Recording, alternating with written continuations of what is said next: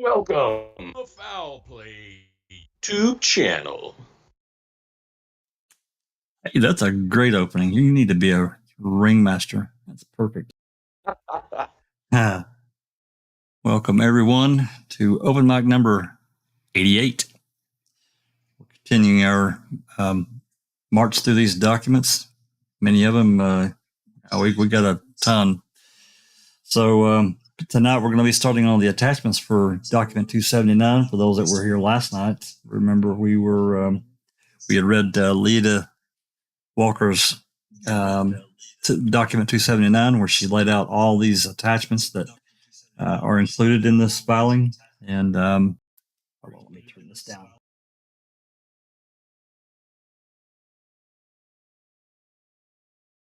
I want there to be an echo. Anyway, there's 52 of these attachments. Not all of them are going to be. Not all of them are anything to be concerned about, but several of them are, and they're pertinent to the case. So anyway, we're going to get rolling on that here in a minute. Hope everyone's doing good this afternoon, night, morning, early for the Australians, later afternoon for the Americans, and late as hell for our European friends. Disco and Alice are here. It's late for them and others. So we appreciate you coming along and talking about this case with us. So with that said, let's let everybody here in channel say hello. Alice, how are you doing today? Hello everyone. Hello everyone on panel. Hi everyone in chat. Good to see you all. Looking forward to what these exhibits are going to say. Disco's joined us tonight. How are you tonight, Disco? Yeah, I'm just recovering from being a bit unwell, but I'm very happy to join an open mic. We are very spoiled by having so many. So thank you everybody for joining, and thank you for letting me join. I'm looking forward to it. Absolutely. Jinxie's here again tonight. Hey everyone, hope everyone's well. And by the way, if he's the ringmaster, wouldn't this be the circus? Well, it could be a fight too, which we kind of are. And our lead-in Cypher Cop. How you doing today, Cypher? Yeah, really good. Had a very impromptu late night chat with Kel, Calf, and Jinxie that had me thinking along some different lines. So good. Well, just a couple of quick updates before. You know what? I'll give quick updates while people are still coming in. I'll say we got several that have joined, but I'm sure we'll probably have a few more. And then we'll say hi to everyone here in a moment.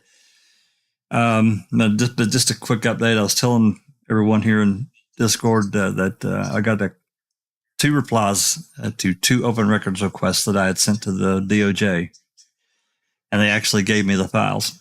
The first one was if you all remember, the Earl Avery interview, November 9. Earl Avery gave a lengthy interview to the, I can't remember if it was Dettering, but it was a CASO officer and a DCI officer. And in that recording, there were 3 tapes used. And we have all of tape A, side A and B. And we have tape 2, side A cuts off about, I think it's about 28 or 30 minutes into that. It just cuts off. Boom, done. But the recording continues on like there was something there. Tape 2, side B is blank. Tape 3, side A and B are blank. Well, they provided those tapes. And moving on to the other recording, which was Brian Dassey, he gave an interview to Lisa Wilson, and I can't remember who was with her. It was a calumet officer. What's the new chick's name? Not Weber. Baldwin. Yeah, I think it was Baldwin. Anyway, that tape, for those that have listened to that interview, it starts off and they're at Aurora Medical Center. And the idea was that they were going to have Brian follow them to the whatever police department down the road and do the interview after he got his blood, the DNA taken and fingerprints and all that buckle swab. Anyway, so that tape cuts off, and there's about 8 or 9 minutes of that I think is blank, but the recording continues to play, and then it picks back up about 10 or 11 minutes into that recording. It goes to the end, and there's a warning she needs to flip the tape over, and she audibly says that on the tape. Boom, there's nothing on side B, and that's the end of it. So we have very little of the interview that Brian gave. I'm going to pull up this letter. I haven't got it redacted, so I'm not going to show it because it's got my personal shit on it. But I'll read it to you. Just a second. And both letters basically say the same thing.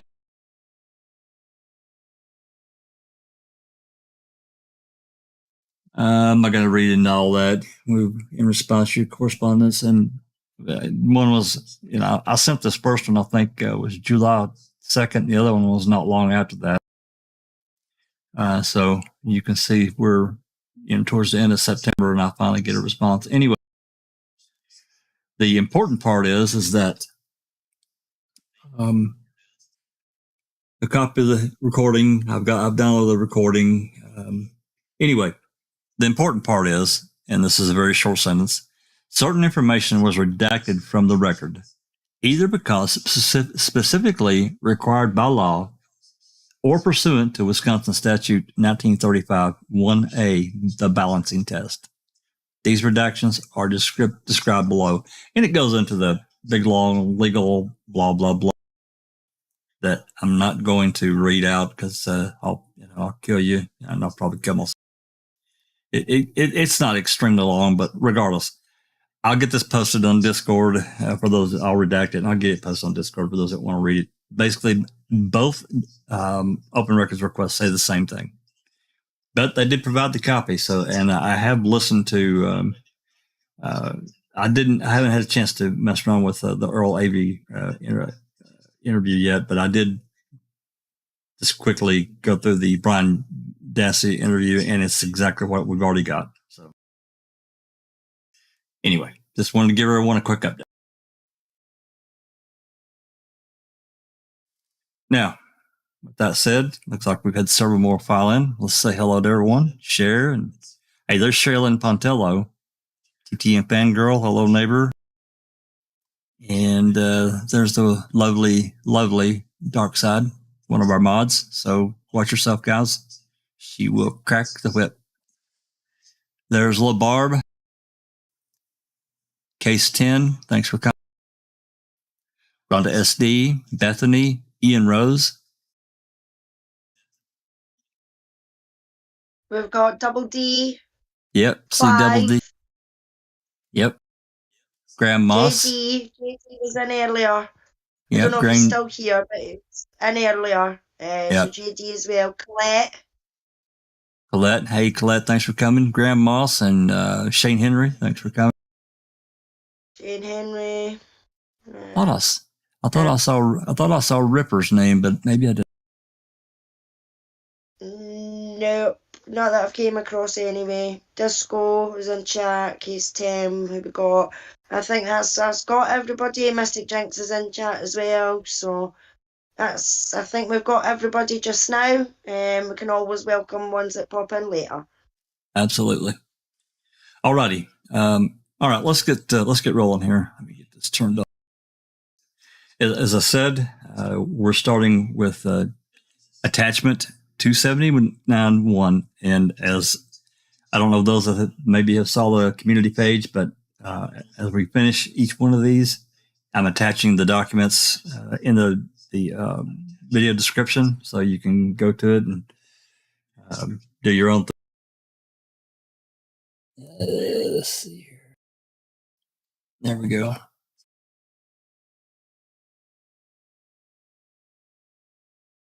All right. So, Hi, Mark. Mark Hoddenot's just joined us in chat. Hi, Mark. Lovely to see you here with us today. hey, thanks for coming, Mark. Appreciate it. And as you can see, all these, you'll see they're labeled. You can see this one's labeled 279. One is 17 pages. And we're not going to read all of it. Again, because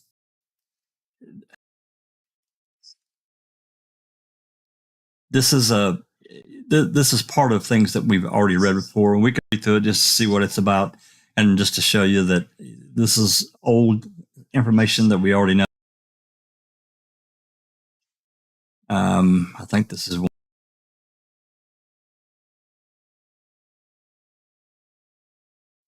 Looking here, just, yeah, this is old information about the civil suit.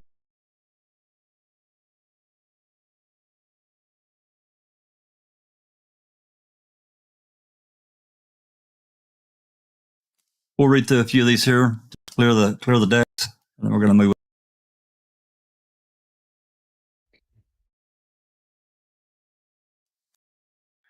Okay, so this is as we can see, this is the lawsuit that Avery. This is part of the civil suit that Avery filed.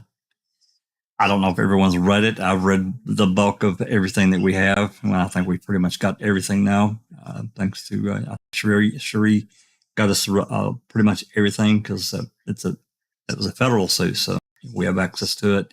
So anyway, Stephen Avery versus Manitowoc County, Tom Kasorek individually, and Dennis Vogel individually. Plaintiff Stephen A. Avery by his attorney Glenn Fitzgerald, and Albie S.C. by Stephen Glenn, and Walter Kelly S.C. by Walter Kelly states his complaint as follows.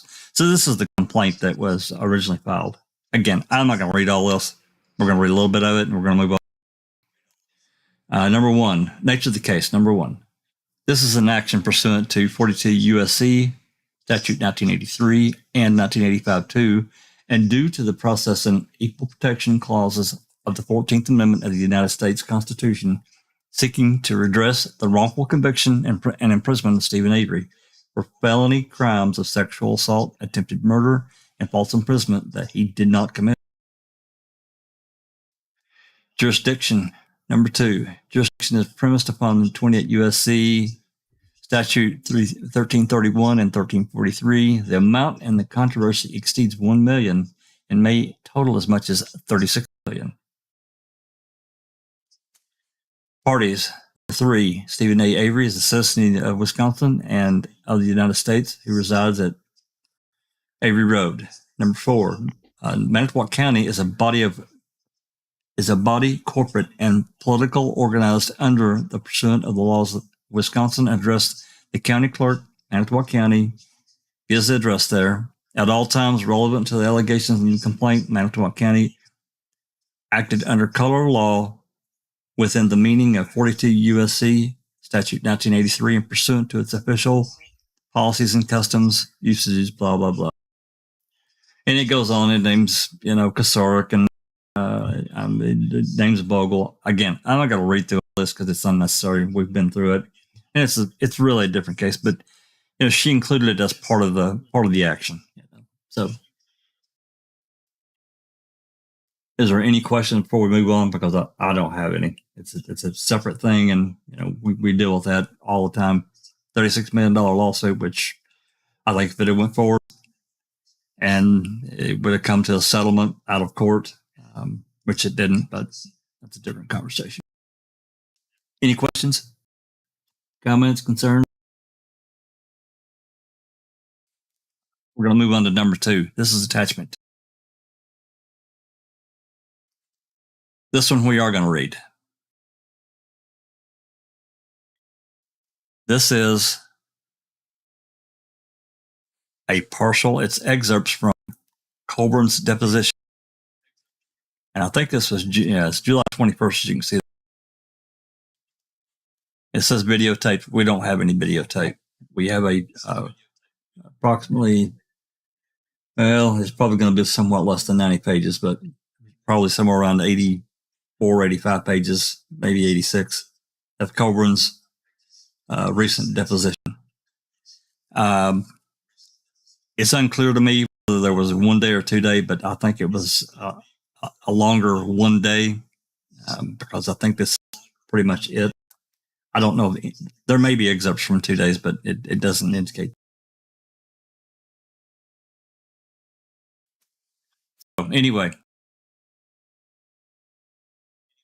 and it looks like this went from 9:23 to 5:22. So looks like it's about 8 hours, about an hour over. So about an 8-hour deposition that happened in Milwaukee.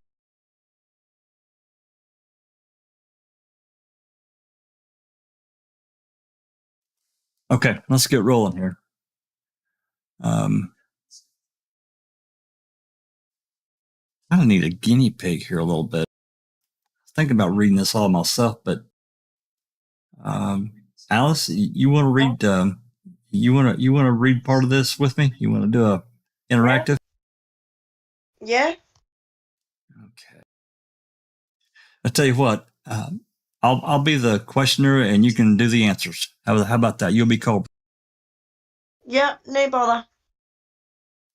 Alrighty. Have you got the document in front of you? Yes, I have. Alrighty. Let's get rolling. Times Reporter, which is the newspaper in Manitowoc County, Wisconsin, correct?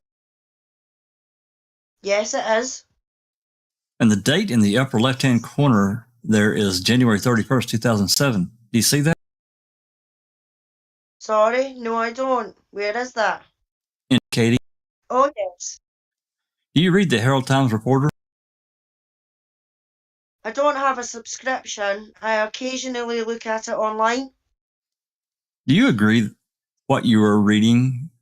Do you agree what you were reading the Herald Times Reporter back in 2007?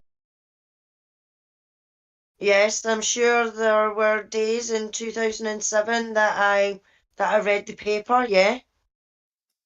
Do you have any specific recollection of reading this article? I do not. I'll read the headline of the top article to you. Quote, defense allowed to point finger at deputies, end quote. Do you have any quibble with the accuracy of that headline? Oh, there's a lawyer. Foundation. Thank you. Go ahead.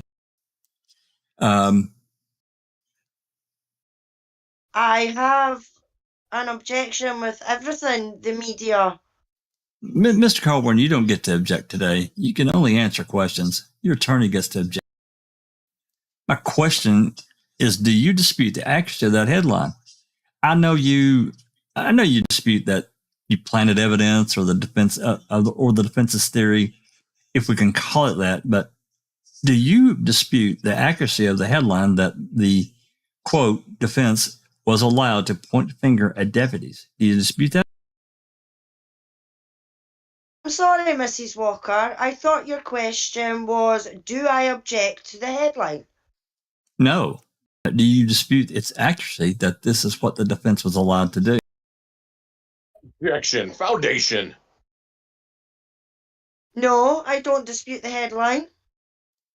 And then there's a sub-headline, quote, Judge, attorneys allowed to prove Avery framed, end quote.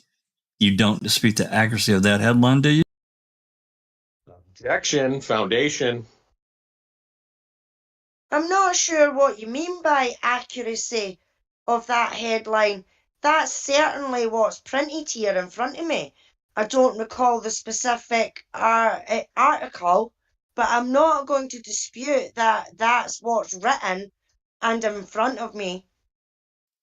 I'm asking you a little bit more than that. I'm asking you whether you dispute the accuracy of the contents, the substance of what's being said here. I can ask it differently. Isn't it true that the judge allowed the attorneys to prove that Avery was framed? Objection. Foundation. Again, he attended portions of that trial and was cross-examined on this very topic. I think he can answer the question. I didn't tell him not to answer the question. I objected to the foundation. I don't think you've established personal knowledge, but go ahead. Yes, it's my understanding that the judge allowed that. So, Mr. Colborn, let me ask you just one more time. If you go back to the proposed stipulations 7, 8, and 9. Are you still going to refuse to admit those? And I'll let you read them if you need to. Yes, I'm not going to stipulate to those. All right. Let's take a look at Exhibit 7, which I'll hand you in just a moment.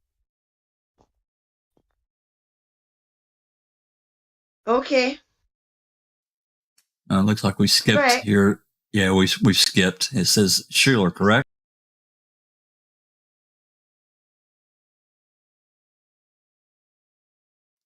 And the email that email that Brenda sent you was an email she sent to someone named Mr. Farrack.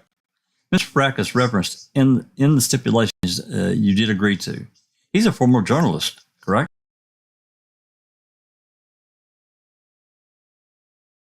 100% positive, but I believe he still is a journalist.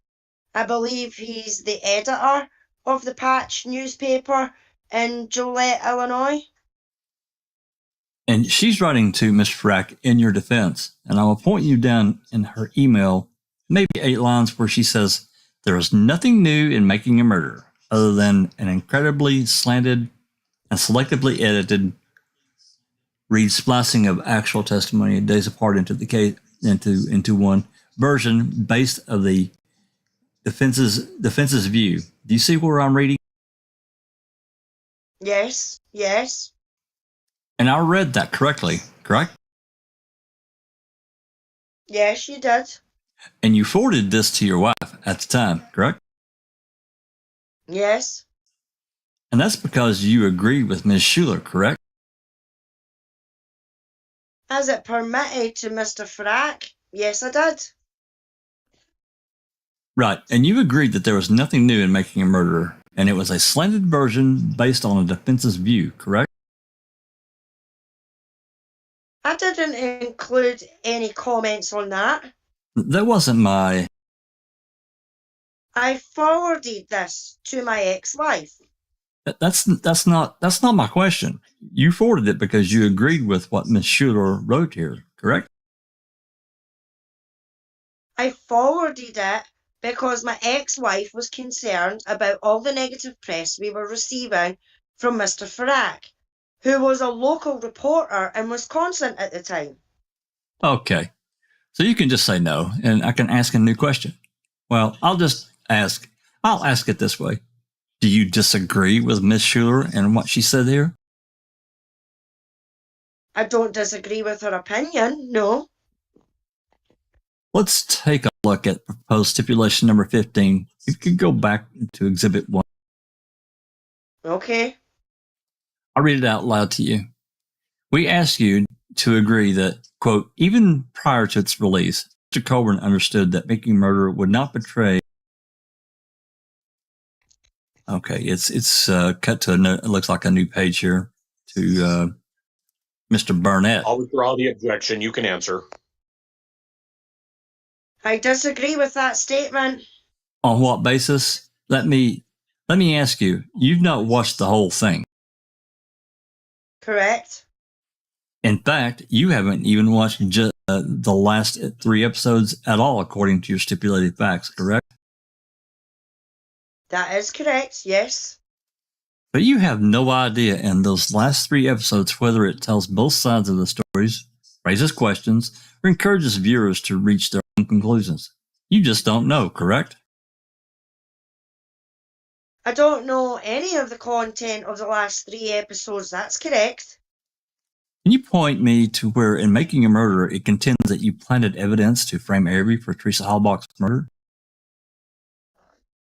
I believe there's quite a few examples in the complaint that were, so I'm not an attorney. I know. I hired attorneys to do the research to find that evidence. I'm just asking you and your Stephen Avery. I'm sorry. Can you repeat that? I'm sorry. So I represent to you in 3 episodes you didn't watch. Yes. The reading of the verdict is shown. Okay. And Stephen Avery is walked out of the courtroom in handcuffs to jail. That detracts from any strong and definite statement that you planted evidence to frame him, correct? I don't know. Without watching it, I don't know. I don't know how, in what context it was shown, so I don't know.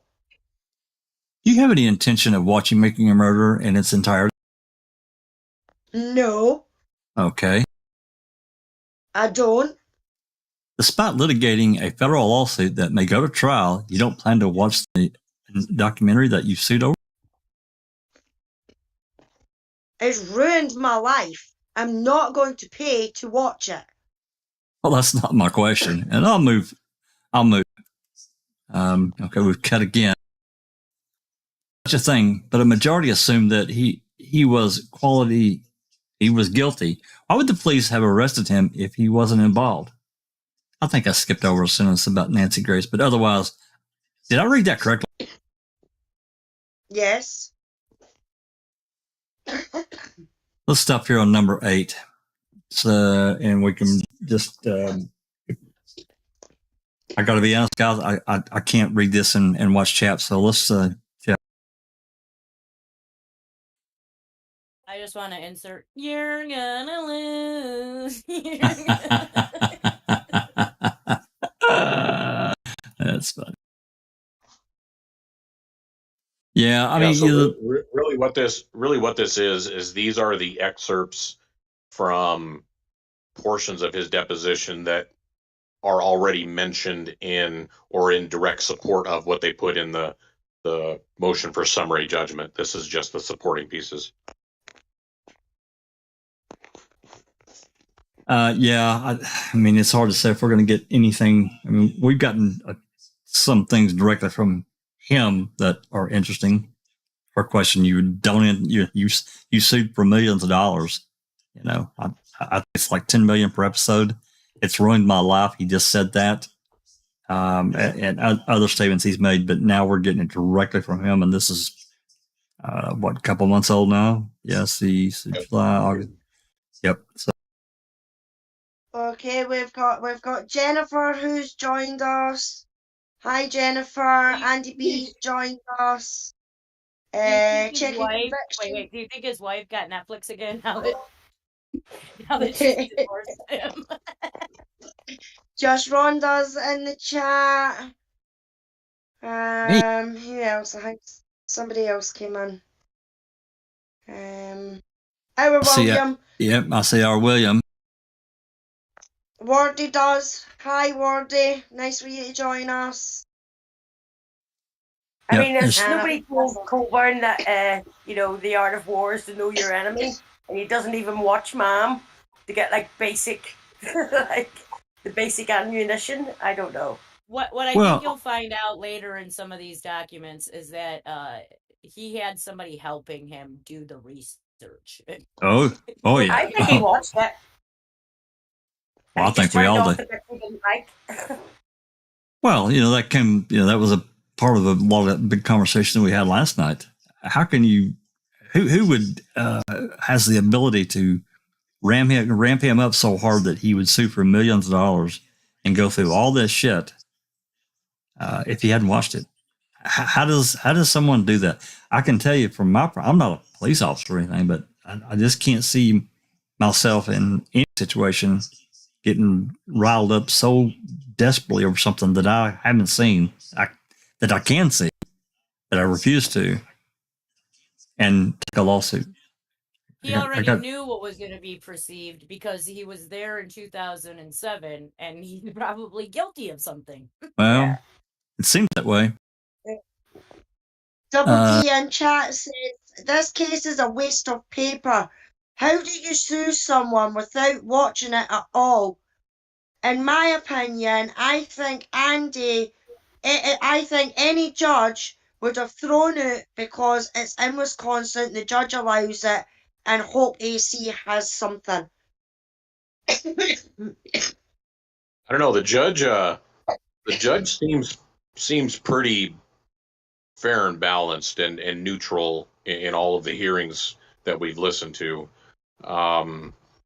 He doesn't really favor one side or another. If if one side or the other has made a mistake or anything like that, he admonishes both if need be. Clearly, he's admonished the plaintiffs more than anything, because oh my God, Greasy and them are just unprepared. But I can't even imagine.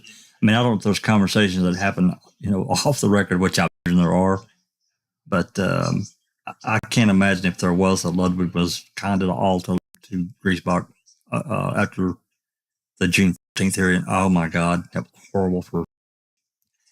It was a bit horrible that I felt. I mean, I guess one could have empathy for Griesbach for what he did, but I really don't. I just no. Yeah. Well, Graham Moss says Colborn was hoping Netflix would settle out of court, looking like he has egg on his face. They can't. They just can't do it. There's no way. Not over this. If there were another issue, but this goes to the heart of so many documentaries out there. Pretty much all documentaries out there in the world. Can you imagine if they were to say, okay, here's just some change. We'll pay your lawyer's fees. Everything's sealed. Goodbye. No, it's not going to happen. Nope. Yeah. Bethany says, I think the judge forced AC to continue to force the truth to come out. Well, no. But yeah, he couldn't really force it. He's going to go along with whatever the sides are going to agree to, and because he wasn't in a position to make any kind of decisions or rulings without somebody asking him for a ruling. So prior to this motion for summary judgment, he'll let it go all the way to trial because nobody's asked him not to. But now that they've filed this motion for summary judgment, now he has something he can actually make a ruling on. But he'll continue, as he's done many times, for those that have read the documents and listened to the hearings. He continues pretty much every time he wants them to negotiate. He would prefer that it settle out of court and not and that's the way most federal suits are, where money's involved. Settle it, and a lot of times that's exactly what happens. These cases do not go to trial. Wardy asked if there was anything juicy to come out of these depositions. Nothing juicy in terms of the Avery case or any, relevant information about something regarding Avery. It's just tearing apart Colborn on this particular lawsuit. So the third party involvement, which is exceedingly bad for him. But they weren't successful in getting. There wasn't any footage, the raw footage they were after, because the camera didn't work. Isn't that right? They wanted the raw footage of them getting it in court, I was reading, but that doesn't exist. Netflix don't have it, and neither do the filmmakers, because the film was unusable. I'm not sure what you're talking about. He wanted the raw footage. Had anybody seen the raw footage? Or the filmmakers have that. Netflix never had it. Yeah, apparently nobody has it though, because it's unusable. Because they use the court ones. I mean, I can see that, but if that's what they were after, and it's not obtainable, maybe other people's interest in the case would have waned, but not Colborn because he wants money. I haven't read that the filmmakers don't have it. I've read that the Netflix doesn't have it because Netflix, as we've read in the last couple of days, they relied on the filmmakers to do everything. They had the footage. That Lisa Nishimura, I think her name is. She's a high executive person at Netflix. She just recently saw some raw footage for the first time recently, right before her deposition. But other than that, she's never seen any of the raw footage. I think the filmmakers have it, but it was theirs to have anyway. So, no, not the raw footage. The stuff from the court, the trial. Yeah, the raw footage. Yeah, yeah. But like not only of the trial, not about any of their footage. Only the stuff I that they think any of the footage that DeMoss and Riccardi did at the time, they still have it. I can't imagine it's in an unusable form. I doubt they would have let it degrade or kept it in an environment where it would have degraded. And I don't know that I've seen anything that says it's gone now. But there just hasn't been anything that has forced them to bring it out. Correct. Yeah, I think they've got it, and I think Zapper's right. They've got copies of it and keep it, well, they keep a relatively new copy, so they've got it. It would be crazy for them not to have done that and protected basically their livelihood. Yeah. Hey, we've got. I said we've got Mo's call. Joins the chat. Yeah. Hi, Moss. And Anthony Hills. Anthony Hills joins us as well. He says, "Hey, you started without me. I'll remember this." Yeah, just before we continue, I want to say hello to Just Rhonda. How are you today, Just Rhonda?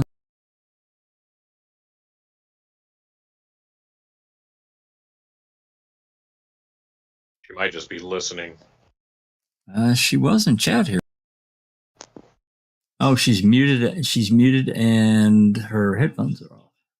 Okay, I guess you're right. Are you here, Just Rhonda? I'm sorry. Yes, I apologize. I had to mute for a second. What's up? How are you? Oh, I'm okay. I'm just a little sad at my house right now. Yeah, that's rough. I hate that for you and your family and your kids. Their their little kitten got hit by a car and killed. So that's rough on kids. No. Oh, sorry to hear that, Rhonda. That's no nice. I know what that's like. My grandkids are just all devastated, of course. So I'm just give them all hugs from us. Yeah, that's what I need. Hi, Nan's life. Give them all hugs and meet them for a minute. Anyway. Oh, what all right. Rhonda, are you in any kind of mood to read? I can distract you a little bit. I can let you read some of this. Oh, I can read. Okay. Do you have the document? Do you have the document? I sent the link. Yeah, I have. It's document. Let's see. I just 279 from 279 attachment. It's in the attachments folder. Oh, gotcha. Okay. Yeah. What page are you guys on? We're on page 10, Exhibit 2. The 10 out of 90, right? That's right. Yeah, line 8. Yep, line 8, and you'll be reading Lita's questions to Colborn, and you'll see it as we go. It breaks, because these are excerpts. Yeah, well, it's only excerpts, so yeah. So it breaks, right. And if you see that it's broke, it ends like a couple times. There's just kind of ended the sentence. Just you can recognize the break and just move on. Right. Sapperkoff's playing the lawyer, Mr. Burnett. Okay. So line 8, you guys start whenever you're ready. Alice is reading Colborn, right? That's I'm reading Colborn. Yeah. Start whenever you want. Okay. And do you agree with this assessment of the local reaction to the murder of Teresa Halbach and the arrest of Stephen Avery? I'll agree that there were some in the community that thought he was innocent. Some thought he had done this again. I don't know if the majority was on the way or the other, one way or the other. That's Mike's opinion. Understood. So I'll now hand you Exhibit 15B, which is also from The Innocent Killer. This is from a few pages later in the book, page 215. And in the third paragraph down, Mr. Griesbach wrote, Quote, the Avery case was naturally the chief topic of discussion at Warren's from the date of Teresa Halbach's disappearance until the end of the trial. From Mike, the window washer, to the county executive, everyone at Warren's had an opinion about the case. And given what I do for a living, they quote,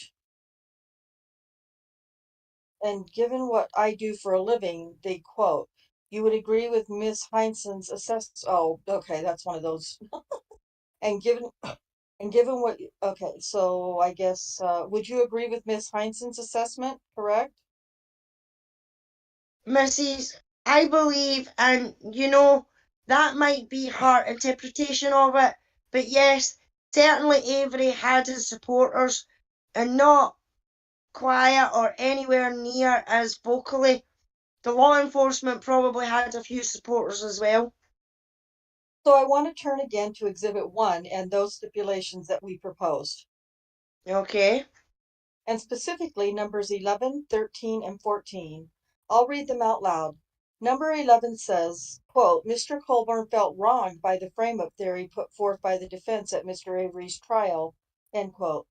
Number 13 says, quote, Mr. Colborn felt the frame-up theory put forth by the defense at Mr. Avery's trial harmed his reputation, end quote. And number... On 1 second, okay? So you're reading 11, 12, and 13 because mine says 13 blank. Yes. And 11? I know. If you could flip to the ones we proposed. Okay. Yes. Okay. He told us that you felt like the system turned on you by letting the evidence planning theory be introduced at trial. Do you agree with that? Again, I don't ever recall telling her that the system turned on me. I probably told her I didn't feel that the officers involved in the investigation were getting the backing that they probably needed from the county. I'm sorry, go ahead. He told us that you were afraid you were going to be sent to prison. Do you agree with that? No. He said that you were not yourself during the trial. Do you agree with that? Yes. She said that you were quiet and could only focus on the trial. Do you agree with that? Yes. She said you would pace in the house. Do you agree with that? Yes. She said you were withdrawn. Do you agree with that? Well, I've been withdrawn all my life, so certainly. Yes, I agree with that. She said you started drinking more during the trial. Do you agree with that? Well, I'm not going to sit here and say I crawled into the bottle because I didn't. But certainly, yes, I probably used that as some sort of way to de-stress after work. Yes. She said you stopped going out in public. Do you agree with that? Yes. She said you started avoiding people. Do you agree with that? That would be more after the release of Making a Murderer, not during the trial. She said that you started feeling like you couldn't trust anyone during the trial. Do you agree with that? No. So I'll ask you to look one more time at those proposed stipulations, number 11, Okay. 13, and 14, and my 11, 13, and 14. My question is, will you agree to them? Is it how you felt at the time of the trial? There were times that I was angry, yes. And it was because your integrity was being questioned. It was, among other things, yes, yes. And you felt like no one was coming to your defense? Well, I'm speaking specifically about the media, yes. No, I didn't feel any member or news organisation was coming to our defence, no. And you felt like your reputation was taking a hit, correct? Certainly. So now go to page 23 Of the same document. of the same exhibit. Okay. All right, I have it. That second full paragraph, minute marker 1:14:15. Do you see that? The one that starts, so Mr. Ferrick? Yes. Yes. So it says, so, quote, so Mr. Farrak on one occasion had written an article and it prompted a lot of death threats, end quote. Did I read that correctly? Yes. Do you remember making this statement to the filmmakers of Convicting a Murderer?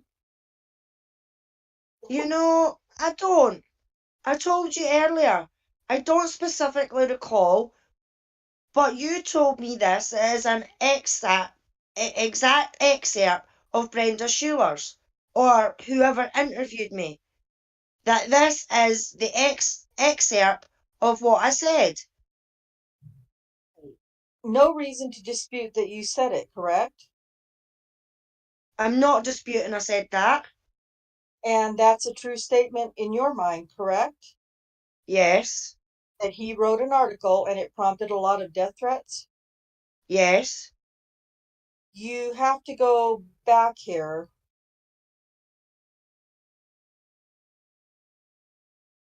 Oh, whoops, oh, sorry. I'm sorry, line 18. line 18. Okay, will you go back to Exhibit 1 and look at our proposed stipulation number 25? Yeah. You have to go back here. No, I have to read. Though this whole thing, because that article may have been about another case that had nothing to do with Stephen Avery. Mr. Farrak was also going after our department. Uh, yeah, correct. That's just, yeah, it's weird. Yeah, that, like I said, I'll start on line 30. we get these line breaks Yeah, I'll go to or line pay. 30. Yeah, they're excerpts. So yeah, okay, go ahead.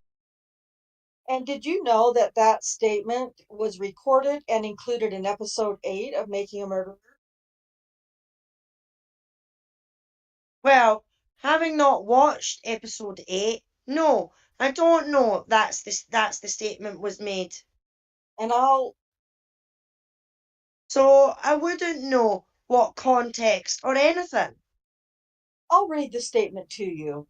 You told the press, I hope and pray that this verdict helps put to rest any suspicions or loss of confidence that this community may have felt towards our department, because I assure everyone that this agency has some of the finest law enforcement officers in the country in its employ. I know you don't remember it word for word, but does that sound like what you said? I certainly would have stood up for our department, yes, and I certainly and still pray for the Hallback family, so that sounds consistent. Does it make you feel better to know that it was included in episode 8? Objection. Form. I would have to watch episode 8 and see which context, how it was used. Like, was it used to ridicule me? So then, no, I wouldn't feel better about how it was used. But you don't plan to watch episode 8, correct? As I sit here right now, today, and talk with you, no, I don't plan on watching episode 8. But certainly, there's no reason I can't change my mind at some point. Okay. Let's go to Exhibit 37. Do I have that one? No? I'm going to give it to you. Oh, okay. Sure. So Exhibit 37. Oh, wait, what? Yeah, you read that. That's you. Oh, okay. Sure. So Exhibit 37 collectively is Mr. Colborn's response to interrogatories in this case. I have marked the different responses and supplemental responses and signature pages as Exhibits 37A, B, C, and D. It's a little confusing given the way things kind of came in. But let's start with Exhibit 37A, which Mr. Colborn, I'll represent to you are the first. I'll start on line. It skips a page or skips to wherever. Yeah, I'll start on. Looks like. Well, whose kids are- he answers Lauren Okay. line 1. Lauren. So okay, Lauren. line 1. Lauren, last name is McCracken. Small c, Cracken. Okay. Next, oldest child's first name is Brandy, Brandy. Her last name is Rima, Rima. Next oldest child's first name is Jeffrey, common spelling, also last name McCracken. Anyone else? Yes, next child's. I'm going from oldest to youngest. Amanda, also common spelling. Her last name is Colborn. And the youngest child's first name is Jeremiah. Jeremiah. Also last name Colborn. And they're all adults, correct? Yes, Jeremiah would be the youngest. He's 30. You also did not list a woman named Jody Marr. I understand you're in a relationship with her, correct? Yes. And is she a witness to your alleged emotional distress in this case? No, not really, because we don't discuss it. Okay, do you live with her? Yes. Okay, and she's not been in a position to observe any physical manifestations of your distress? Not really, no. Do you have any physical manifestations of distress? Such as? Loss of weight, physical manifestations of anxiety, inability to sleep, depression? Not depression. I do have, an inability to sleep. I'm constantly in a state of hypervigilance. I'm very distrustful of people now. I'm extremely introverted, much more so than I was before. Do you think Ms. Marr has been able to observe these? No. Not in a position to observe it? No. What the fuck? Sorry, what the fuck? You live where? You're saying that you're in distress, you're irritable and everything like that, but the girlfriend that you're living with doesn't notice these things? What a crock of shit. It's just not observable? Is that what you're telling me? Right. She never said, like, why do you do this or why do you do that? She just assumes that it's the way I am. So he's living a lie. My God, that poor woman. Okay, and you haven't had any conversations with her about this case? Oh my God. I have not. How long have you lived with her? We started sharing a residence April of 2021. So in more than a year, this case has never come up? No, I mean, I told her today I'm going to, I've told her when court dates are, and she's asked me once if the lawsuit was still ongoing because there was such a long gap between anything happening. And I said it was. She expressed concern about being drug into it, things like that.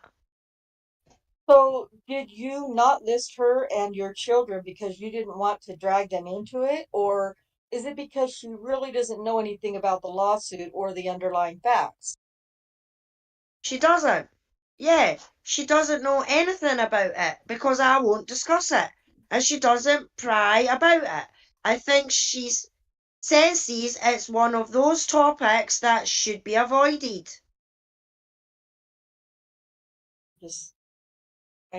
I'm struggling to believe this. I And know. your Girlfriend. Yeah, let's finish with her, and then let's finish with her, and then we'll stop and talk about it. Okay. And your alleged emotional distress wouldn't be observed by the person living in the same house as you? I don't believe so. No.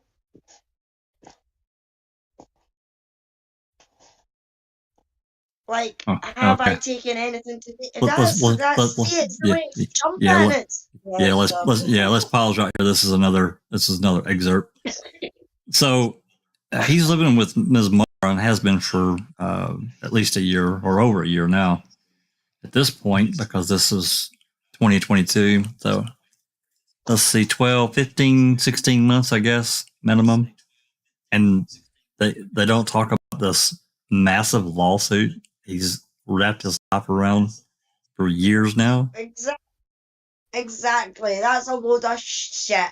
Especially if he's been in moods and stopping about and agitated and irritable and can't sleep and is tossing and turning. You try to tell me they're not sharing the same frigging bed and he's tossing and turning at night and she's just going to lie there and go, okay, darling, you do what you need to do. I don't think so. I mean, that sounds a pretty toxic relationship, you know? You'd probably be walking on eggshells around him a lot. Yeah, and that's really what the point Netflix is making, and with all these questions, is that he claims to be in all this distress, and he deserves millions and millions for all this distress, but nobody can see it. So, and he's never talked about it with anyone. Yeah. I was just going to not a therapist, not a doctor, nothing. Well, actually, he has went to a doctor, but that stuff has been redacted. But I was actually just welcome you, Christina. Thanks for coming. Yeah, sorry I'm late. late. It's okay. It's okay. Yeah, this is really interesting, and the exceptionally intelligent Lita Walker is not going to let that pass without bringing it up. And and here's I still haven't concretely confirmed it, but I think they met, him and his girlfriend. I think they met in church. So it actually says that it actually says he met her through his new work at her. Well, it says work. It says his wife who said that, and she might be wrong, right? She said that in her depo, or not her depo, her declaration, that she thought he met him through his job. Because there's just something, I don't know, because he stopped being a deacon at his church around the same time they started dating. And there's some interesting little, I haven't officially confirmed it. I was going to talk to Jinx about it, have her do her magic with it. But I think they went to the same church. Now that would be a nice little interesting way to meet someone. But you're married. I'm sorry, but that is the last few lines and the last page and stuff like that. That's just a load of shite, because I know when there's something wrong with Madison. When you spend time with somebody, whether it's a year or 2 years or whatever, you pick up their wee traits, you pick up their wee narcs and everything like that. And if you come home from work and your partner is sitting there with a face like Fizz, or they'll give you a certain look or something like that, you know that there's something wrong. Even though they say, no, everything's all right, I'm fine, you know that there's something wrong. Yeah. So if he's not sleeping and agitated and everything like that, like he's claiming that this is affecting him, then she's bound to have noticed something. So he's lied on the stand and he's lying in this as well, and you can clearly see it. I hate to be a devil's advocate for Colborn, but I have to say something to kind of defend him, because he just met this woman who knows how long ago. She was married up until 2018. I did find that out. So he's already filed a lawsuit in 2018. So did he meet her before she was divorced or not? Because she might not know him any other way to know that this isn't his per usual behavior, that it is different, because she didn't know him beforehand. You know what I mean? Like, Maybe. So But we the problem is, and I agree with you, you're right. She only has what she knows to base him on. Like, is this his baseline? But the Right. issue is we have all these other people who have also said there's been no change, right? Well, I agree. There has been no Yeah, change, but I do just want to make the like yeah. he says he doesn't want to talk to her about it because obviously that was something that was happening in his marriage that she wanted to move on and he didn't. So maybe he just opted not to talk about it with his new girlfriend. And she doesn't know any change because the only baseline she knows is what she knows Hmm. after she met him sometime. We don't know when she met him. She might have just met him 3 months Right, before they lived together. She might have right. known him Or two when he years started. before that. Yeah. She might have known him since 2007. We don't know, but in all actuality, it sounds like it's somebody new. She was married for whatever several years, so Mhm. you have to think Yeah, they but they were probably having met an somewhere affair. between 2018 and 2021 when they moved into each. Well, maybe Because he he left. Go maybe he ahead. Yeah, just but how told. long? Maybe he just said, "Hey,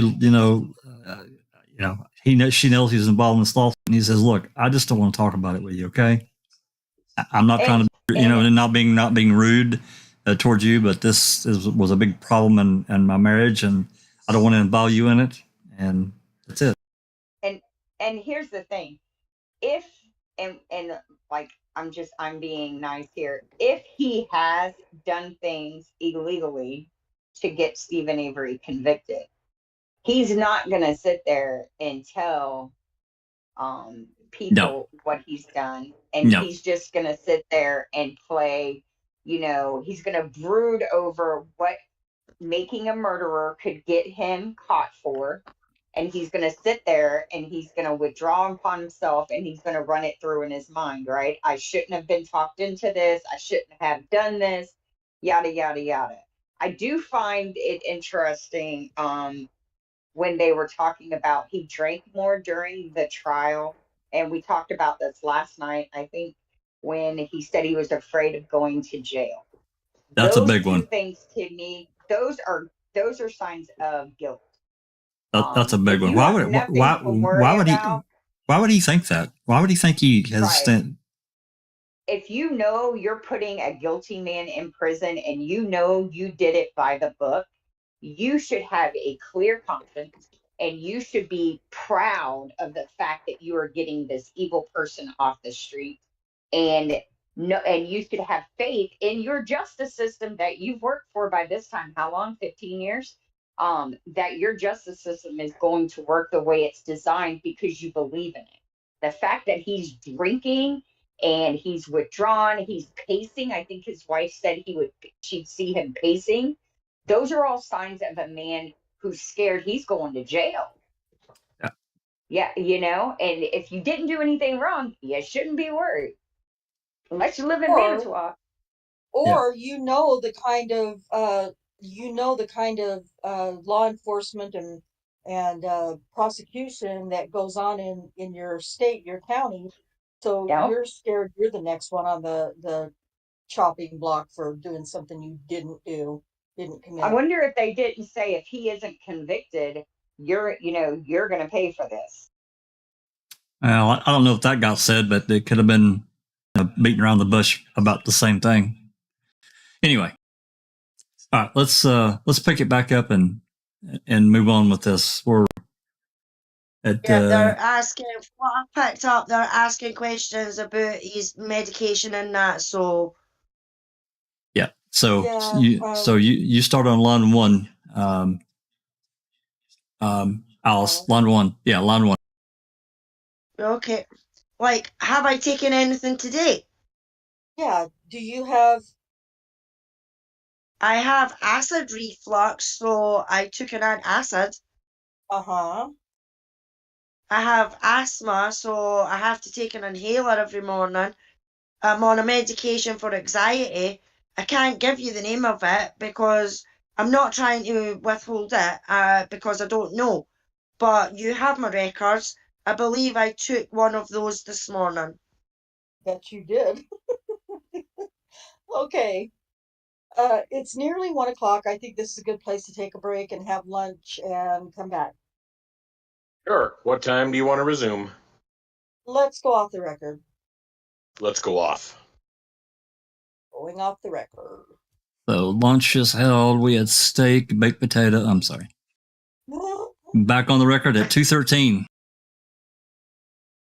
Okay, line 24. All right, Mr. Colborn, I have some wrap-up questions from items we were discussing before the lunch break. And the first one is, would you agree with me that your integrity had been questioned and your reputation harmed at the time of trial? Yes. And you can't, as you sit here today, quantify the reputational harm arising from trial and the contemporaneous media coverage that came along with the trial, can you? Objection, farm. I can say after the verdict, my reputation and everything went back to how it was.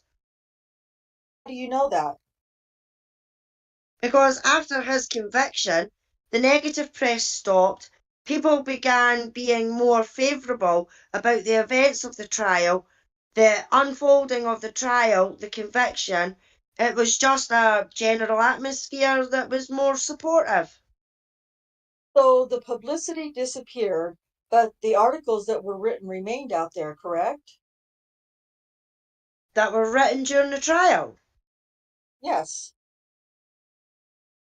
I don't know when they archived those, but I don't recall a blitzkrieg of negative press like on. Do you even know what blitzkrieg is? Oh, okay, anyway. Well, that's not my question. You agreed with Attorney Strang that he ruined your credibility. Do you mean I agreed with Brenda? Did you agree with Brenda? I don't see where I agreed, but I'm on the same page with her, yes. Yeah. As you sit here today, do you agree that Attorney Strang ruined your credibility and your integrity? I agree that Attorney Strang played a part in it after the release of Making a Murderer, yes.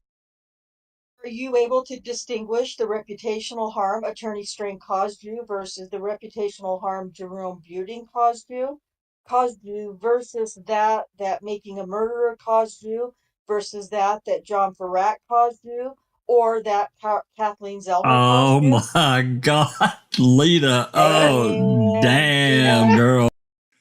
Damn. Holy shit. No, I can't. Yeah. Boom, Kathleen Zellner. Go ahead. No, I can't because Making a Murderer gave them all their material. Oh my God, what a dickwad. Well, Making a Murderer took material from the trial, correct? Kathleen Zellner wasn't part of the trial. What has that got to do with the price of bacon? What? Bacon's pretty expensive You're nowadays. gonna lose. This is hysterical. Oh my God. Making a Murderer took their material from the trial, correct? Years ago. So you're changing your story? Objection, form. I'm saying I based a lot of this information off social media. Threats that were being made to me, and I didn't have the trial transcripts in front of me. Oh, but we did. Any other reason? Wait a We've minute. heard that before. Yeah, wait a minute. We need the page before this Yeah, we because do. it jumped, didn't Oh. it? Yeah, it did. Oh, there's a lot of, Go these are back all up. excerpts. These are excerpts. So it jumps Yeah, all over the go place. back to the beginning. Go back to the, I'm sorry to interrupt. Will you please go back to the top of that page? Because Which she page? caught him in a lie. And the Top of page which and the page? question before that. See, it says, she says, are you changing your story? So Oh, you're we don't. changing Well, your story. we don't know that for sure. You're All right, probably so right. I know We're, where that goes. you're probably. This is 141. Yeah, from 141 to 163. So Yeah. So yeah, we don't know. Okay. lot got said between the pages. Yeah. Yeah, no doubt. Okay, Alice, 4. Yeah, line 4, Al. I'm saying I based a lot of this information off social media, threats that were being made to me, and I didn't have the trial transcripts in front of me. Any other reason you're departing from that statement? God, No other reason. I want to know. 2 lines down from there, you say, quote, the defense continues in part through Netflix to maintain and keep alive these lies to this day. Just last week, Strang was on WTMJ radio saying these things I just mentioned. The trial was over 10 years ago. How much longer can the defense attorneys continue this crusade against my agency and me personally, end quote. Did I read that correctly? Yes. And if I'm reading this, you believe the defense team lied about you during the trial, correct? Yes. Okay, that's when their crusade against you began, correct? And we're going to jump Yes, again. I do. Gonna jump again. Yeah, go ahead. Yeah. But unless Mr. Griesbach was the one in the room with you, or any of us sitting here today were in the room with you, none of us can know with 100% certainty, correct? I would think that I drove that point home in the trial, and based on the subsequent conviction, I believe the jury was convinced of it. We would have to trust you, correct, Mr. Colborn? Yes, you would have to trust that I was telling the truth under oath. And the jury found for the prosecution and convicted Mr. Avery, correct? Yes, they did. And the jury's findings were included in making a murderer, correct? Objection, form. Do you know? I have not watched a clip of or any of Making a Murderer when the jury verdict is read, or so I can't answer you positively. I don't know what was included. I don't know what episode that was in. You have no reason to dispute that it was included, correct? It's jumped again, I think. I'm not alleging that. Okay, and you have no reason to believe that anyone from Netflix attended any portion of the proceedings against Mr. Avery, correct? I don't know that. I'm asking you only based on your personal knowledge. You don't have any reason No. to believe that. No, I don't. So I'll take you back to Exhibit 1 that you signed this morning, and if you could flip to Exhibit A, which is in the stipulations we proposed. One sec. I've got to find that, okay? And flip to Exhibit A, which is the initial stipulation we proposed. Okay. And I want to point you to the first six. You declined to admit these, and my question for you is, as you sit here today in your personal capacity, knowing that you rely on your lawyers to process all of the evidence, but personally, let me ask you about number 1. Are you personally aware of any evidence that any Netflix employee attended any portion of any proceeding involving Stephen Avery? I personally do not know. Correct. Number 2, do you have any personal knowledge or are you personally aware of any evidence that any Netflix employee has ever been to Manitowoc County, Wisconsin? During 1617, we had an abundance of protests out in front of our courthouse with people screaming how corrupt we were and how they should be freed.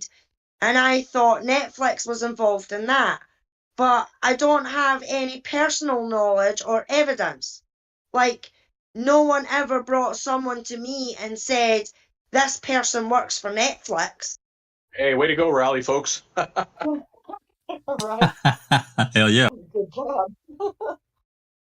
In fact, the one time I was there in 2019, it was just like an independent college students that do videographing that were hired to go videotape. It wasn't like, I believe those people were working for actually at that time Convicting TV.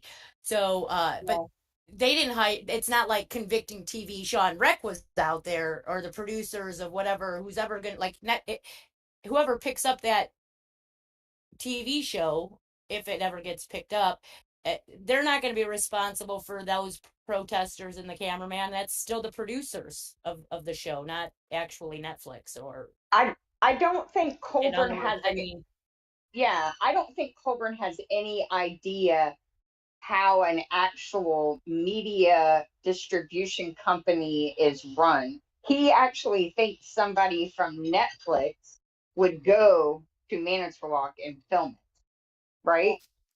Yeah. Or Well, protest. or that's been suggested to him. Yes. And he doesn't have the sense to see if that's possible. I mean, correct me if I'm wrong. Netflix isn't even an American distribution company, right? Aren't they based in Europe or something? They were an American company, but they could have moved, to another country for tax purposes, shelter. A lot of American companies do that to save on taxes. Do you ever remember a company called Love Film? Did you have that? So I No. think that was started in the UK and it turned into Netflix. And because they had copyright issues because they were posting things out, they had an excellent legal team even then. So they've got good lawyers for a long time because of those issues alone. I think they used to be that, but I don't know. I have to check I don't remember. I just know Netflix started out, as a DVD rental company, and the streaming started, some years after that.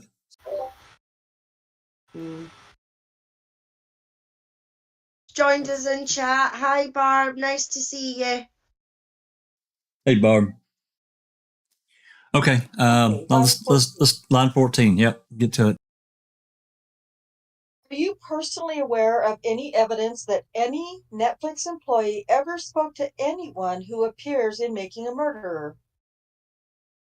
I personally have no knowledge. I don't know if they did or they didn't. Are you personally aware of any evidence that any Netflix employee ever received or read any transcript from any proceeding against Mr. Avery or involving Mr. Avery? Number 4. I believe I did see documents that did say that Netflix employees had a few transcripts of the criminal trial of Mr. Avery. Do you remember anything about those documents? No, I don't. So we would just ask on the record that to the extent those documents exist and can be identified, that plaintiff produce them to us. Yeah, you fathead. Number 5 here. Are you personally aware of any evidence that any Netflix employee ever received or watched any raw footage of any proceeding involving Mr. Avery? I believe my attorneys do have evidence that Netflix employees did view both civil and criminal, or, yes, civil and criminal video of me testifying both in deposition and in his criminal trial for the murder of Teresa Holbach. Oh, what an idiot. Okay, do you understand that to be raw footage or footage that was produced by the filmmakers and then provided to Netflix, or do you not know? I don't know. Number 6, are you personally aware of any evidence that any Netflix employee ever received or watched any other raw footage used by the filmmakers in creating Making a Murderer? I personally don't know what they said, what they used, or watched. No. Then what the hell are we doing here? So going back to Exhibit 2, the second amended complaint and referring you to paragraph 46. Okay. Actually, it will be on page 16, the last Okay.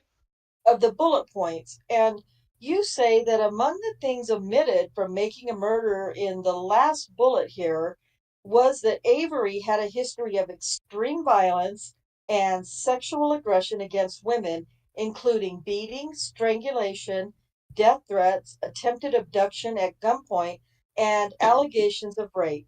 Did I read that correctly? Wow. Yes. All right. So let's take each of those in that bullet one at a time.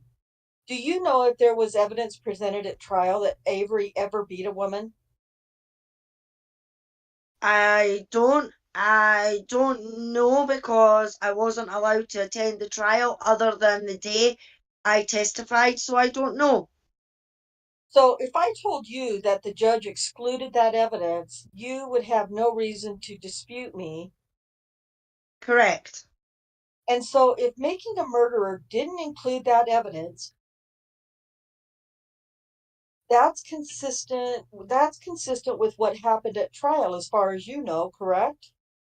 Objection form. Could you repeat? Sorry. Yeah. If these things weren't included at trial, Uh-huh. and if making a murderer didn't include them, then making a murderer was consistent with what happened at trial, correct? Objection form. I'm not going to agree that I Okay. believe that making a murderer was consistent with what happened at trial. Oh my God. Go But ahead. I Sorry. haven't watched it. Exactly, but I haven't watched any of it. Well, I think we can agree that if we want to know what evidence was excluded, we can look at this Exhibit 57, correct? That's the judge's order. Yes. Okay. So we talked about the exclusion from the trial of the Sandy Morris incident, and I actually want to play a clip for you now from Making a Murderer. This will be from episode 1, which we'll mark in its entirety as Exhibit 58, and then the clip we're about to play we'll mark as Exhibit 58A. Then they played a video, and then line 7. Had you ever seen that clip from Making a Murderer? No. Okay, so if you look back at Exhibit 57, I can point you now directly to page 10, onto page 11, where the court excluded acts of recklessly endangering the safety of Sandy Morris. And while you look for that, I'll just ask you, isn't it true, Mr. Colborn, that even though the judge did not permit the jury to hear that evidence, Making a Murderer included it? Objection form. Yes. A portion of his interview with Detective Conrad and a very small portion of her testimony was included in the clip you show me, yes. And so, in that sense at least, Making a Murderer painted a less flattering picture of Stephen Avery than the jury was permitted to hear, correct? Objection form. It would appear to me, based on the reaction by people around the globe. Oh, I'm going to move to strike. And I just ask that you answer my question that this is a very unflattering thing to publicize about Stephen Avery. Not even the jury got to hear it because it was so prejudicial, according to the judge. But the filmmakers put it in the documentary, correct? Objection form. Yes, it was in the clip you just showed me. You also complained in the second amended complaint that Making a Murderer portrayed an incident involving animal abuse as an accident and at worst a childhood prank. Do you remember that allegation? Yes. Okay. But you acknowledge that this story about the animal abuse was omitted from Avery's trial, correct? I don't know if it came up in his trial or not. Okay, let me point you to Exhibit 57 again, and specifically page 7. There's a subhead, 1982 Act of Criminal Cruelty involving the killing of a cat. Do you see that? What page are we on? 7. Page 7. Sapper. And if you read to the end of that section 3 in the court's order, the last sentence is that, quote, the offered evidence fails all 3 parts of the Sullivan test and is not admissible, end quote. Do you see that? What page is it where it mentions the Sullivan test? On page 10 at the top. Oh, 10. Okay. Are they talking about the animal cruelty there? Because it shifted to something else by then, but... So the animal cruelty begins on page 7. Uh-huh. And it goes through page 8, 9, and concludes at the top of page 10. Boy, she All is right. wicked sharp. I see the area you're talking about. So that animal cruelty evidence was excluded from trial, correct? It looks like it. Did you know that Making a Murderer included that story and showed it to the viewers? Objection. Form. No, I didn't. Okay, roll that beautiful bean footage. Let's play that clip. Let's see, line 8. Had you ever seen that I'd love clip to see there? him wringing his hands watching that footage, cracking his knuckles. Yeah. Yeah. Yeah, we know how that looks, huh? Yeah. Have you ever seen I that have clip, not. Lauren? I have not. So based on this clip and the one of Sandy Morris, you would agree with me that viewers of Making a Murderer got a more complete picture of Mr. Avery's criminal history than the jurors did, correct? Objection. Form. I would agree that a watered-down version of his acts were portrayed in Making a Murderer while they weren't allowed in court. Oh, you dickhole. So at least the viewers of the documentary heard about him attacking a woman and burning a cat, correct? Yes. The jury didn't get to hear about that, did they? No. Yes. Okay, let's skip the we're gonna- page. Yeah, we're skip. Let's skip. pause here just for a moment. We can discuss what we've just read through, which is crazy. He didn't want to admit what he's seeing, and then he wants to say, "Oh well, they saw a watered down version." And No, that is no, a guilty argument. That's a guilty argument right there. Well, sure it is. I mean, it's Sure. like they took their arguments from Reddit. Absolutely. He has based all his research on social media, it seems. I think somebody's went to him with a context, taking everything out of context and given him a buzz video of how they can go for it. I know that. Oh, I know that.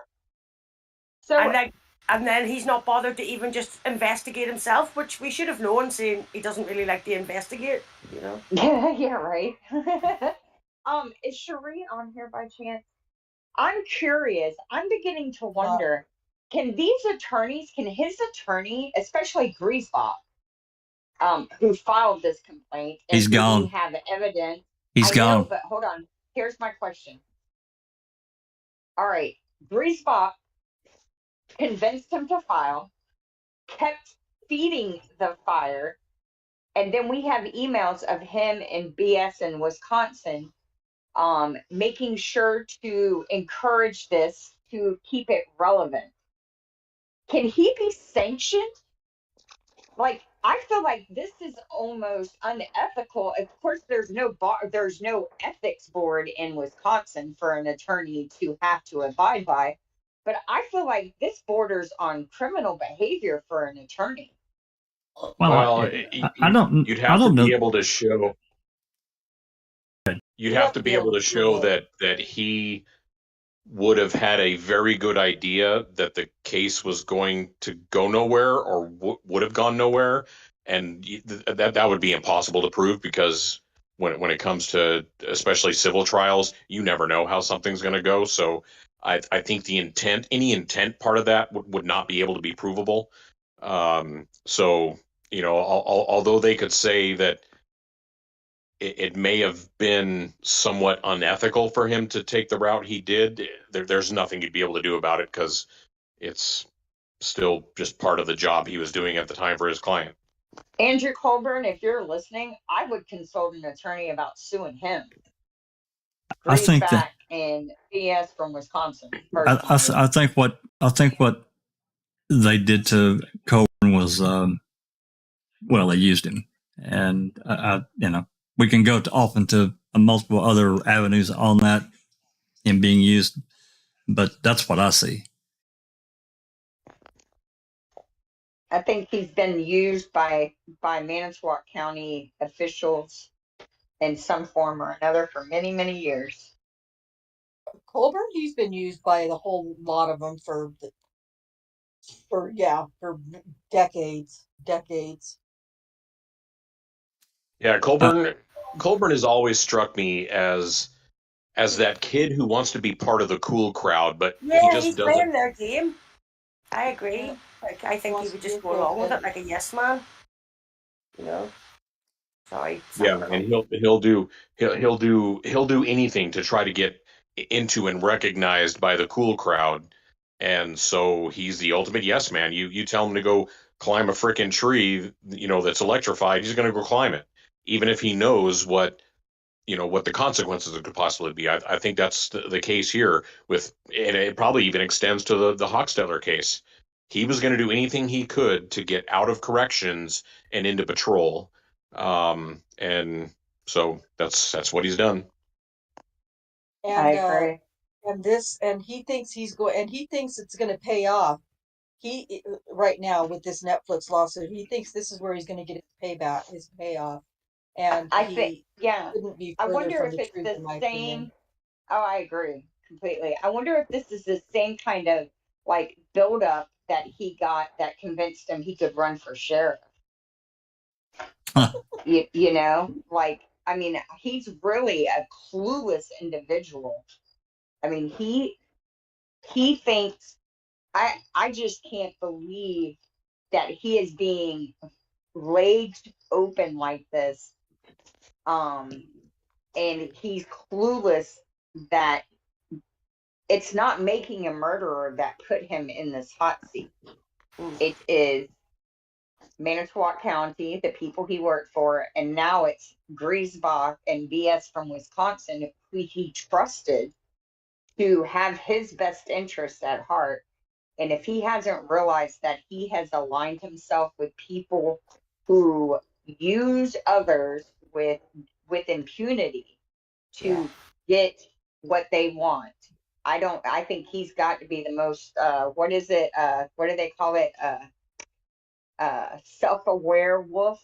Like, he is clearly unaware about where he's at in life. Somebody did opine about him running for sheriff, because that was just after the trial, because sheriffs can't be arrested. No, he was sheriff. He was running for sheriff before the trial, and he lost before trial. Yeah.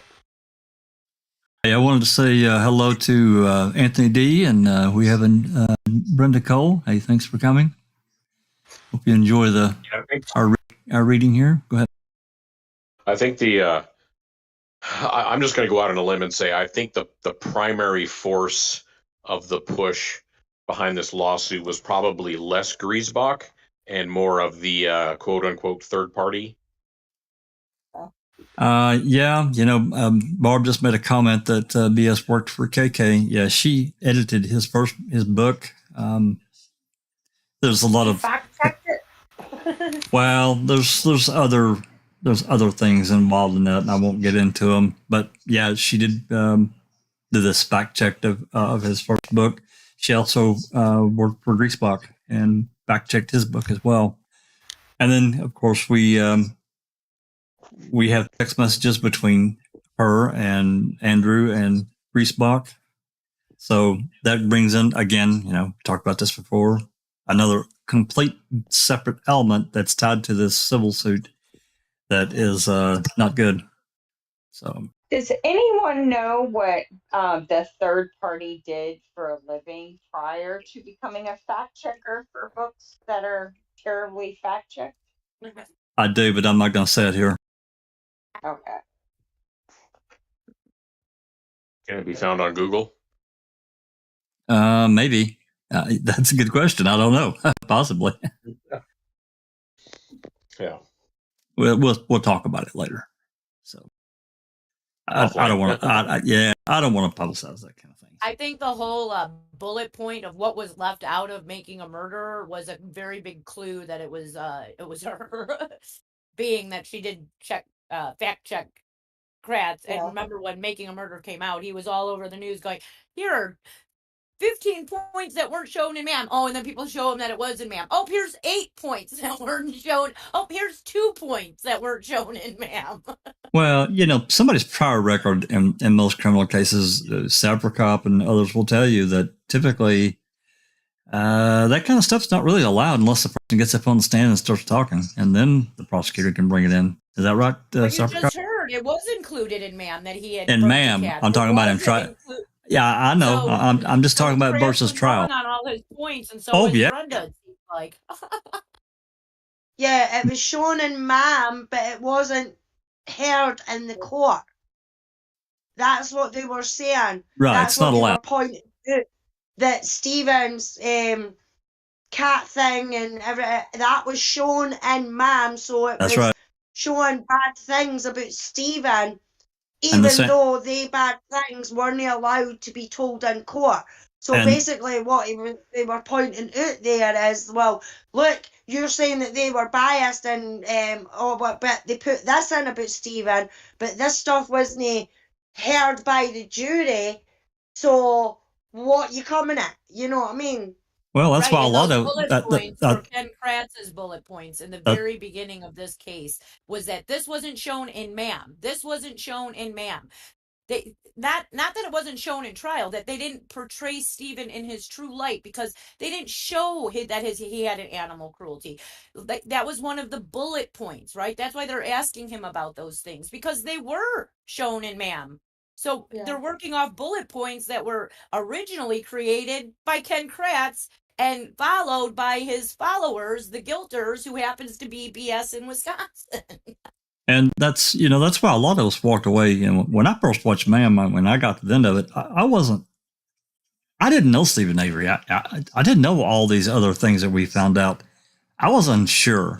I was sure Brendan got screwed. I was completely sure of that, the way he was handled. But Stephen, I didn't know, So that's part of why, so many of us have jumped in, with both feet and both hands. So anyway, let's move on.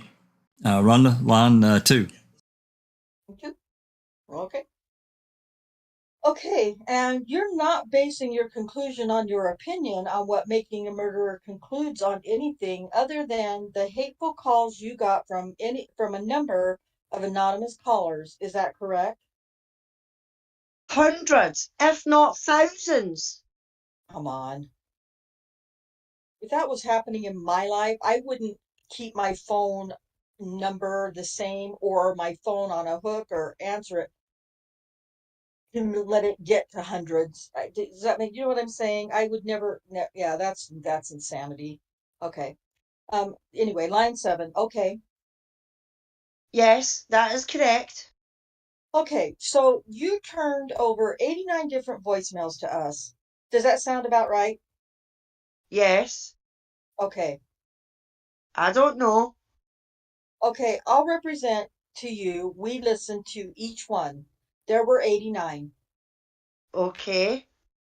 Are there thousands more you haven't turned over? No, I've turned over everything that I had. Okay, well, that's a lot different than thousands. Okay. Some didn't go to the recording. Oh my Okay, God. okay, and I'm sorry, I didn't catch your answer, so I'm going to have to ask it again. Other than those crank calls and hateful messages from dozens of anonymous people, you're not basing your, oh God, we're going to jump here. It jumped. Yeah. Go to So, we'll go to line 1 here and let the Alice read this answer. But Lita, she don't miss shit. Nothing. All right. No. All right, Alice. Line 1. Clearly, Avery, his relatives and friends, his attorneys, and then Dean Strang and Jerome Butin, investigator, aren't going to give anything but biased answers. Well, the same could be said for everybody in law enforcement in the state, dumbass. Okay, well, that sort of brings me to most of what I wanted to talk to you about here, which is as I look through all of the responses your counsel drafted to our interrogatories, what they seem to be pointing to is bias or maybe evidence that they think demonstrates an agenda by Netflix. They pointed to instances where Netflix was perhaps skeptical of evidence that Avery presented at his trial. You pointed yourself to some of that, where someone at Netflix thought that something Avery presented at trial was sort of weak. Do you remember pointing that one out to me? Yes. And they thought that of Avery's evidence, correct? In other words, it was Avery's evidence. It wasn't something they made up out of whole cloth. Yes. So I want to just talk about this motion about, sorry. So I want to just talk about this notion of documentary filmmaking and bias. But before we get there, I want to ask, do you have any evidence that Netflix instructed the producer defendants to make, oh gosh, okay, we're jumping again. Yep. Okay. And you don't think that their perspective, their pro-law enforcement worldview, keeps them from making a fair and objective documentary, I take it? No, I don't. You're very pro-law enforcement, Yes. pro-military, Yes. conservative, Yes. and you have a bias in that you are 100% convinced that Avery is guilty, correct? Objection, form. I don't have a bias that way. He was convicted by a jury of his peers. Well, he was, So I believe in that verdict, yes. okay, he was also convicted of rape, correct? Yes. And that jury verdict was flat out wrong, Oh, my correct? God. Boom. Correct. Oh, God. So juries can get it wrong, correct? Oh, God, we don't get his fucking answer. Are you kidding me? We jump again. Certification page. Oh. So I guess I should start on line. I'm seeing what You want to this start is. on line 1? Well, I was seeing what this is. That's just the notary public putting their little. This is all duly no, sworn I and know blah blah that. blah. I know that. I'm just wondering if we want to start on line 1 or line 4 on the next readable page. Line 1, I think, for Alice. Okay, start on line 1. Butin's book. Wait. So is this day 2 that we're jumping ahead? Because like July 22nd. It looks like July 22nd, so it looks like this is a separate day. Day 2. So they did do 2 days. They did 2 days. Yep. The other one was 21st. Yep. So this is day 2. We don't know. Oh. Sorry. You're funny. My maturity is coming out. Yeah, mine too. Go ahead, Alice, whenever you're ready. Butin's book come out before Ken Kratt's book came out, before Mike Griesbach's Indefensible book came, because Making a Murder preceded all of those. So I'll move to strike because you're speculating, and I'm just asking you, based on your personal knowledge Do you know if any of those callers had watched Making a Murderer? Let me object to the form and foundation of the question, but go ahead. All I know is I didn't receive any of these types of calls prior to the release of Making a Murderer.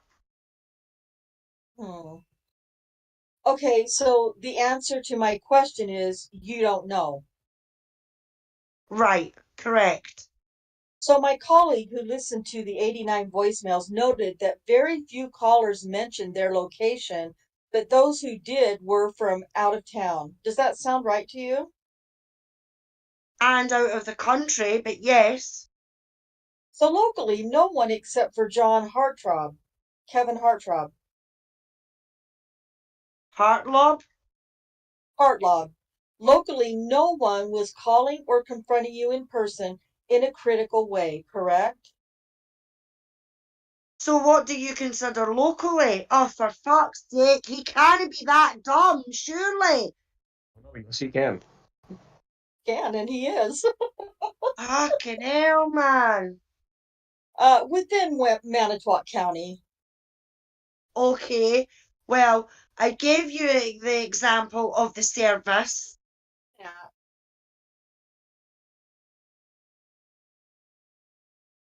In Manitowoc County, I don't believe so. No one in Manitowoc County, I believe, called. I don't recall. I'd have to look at my entire list of phone numbers, but You sit here today, you don't recall that. no, The people who left anonymous voicemails, you don't plan to call them to trial to testify on your behalf, do you? no, Okay, and that's in part because you don't know who they are, correct? yes, that's correct.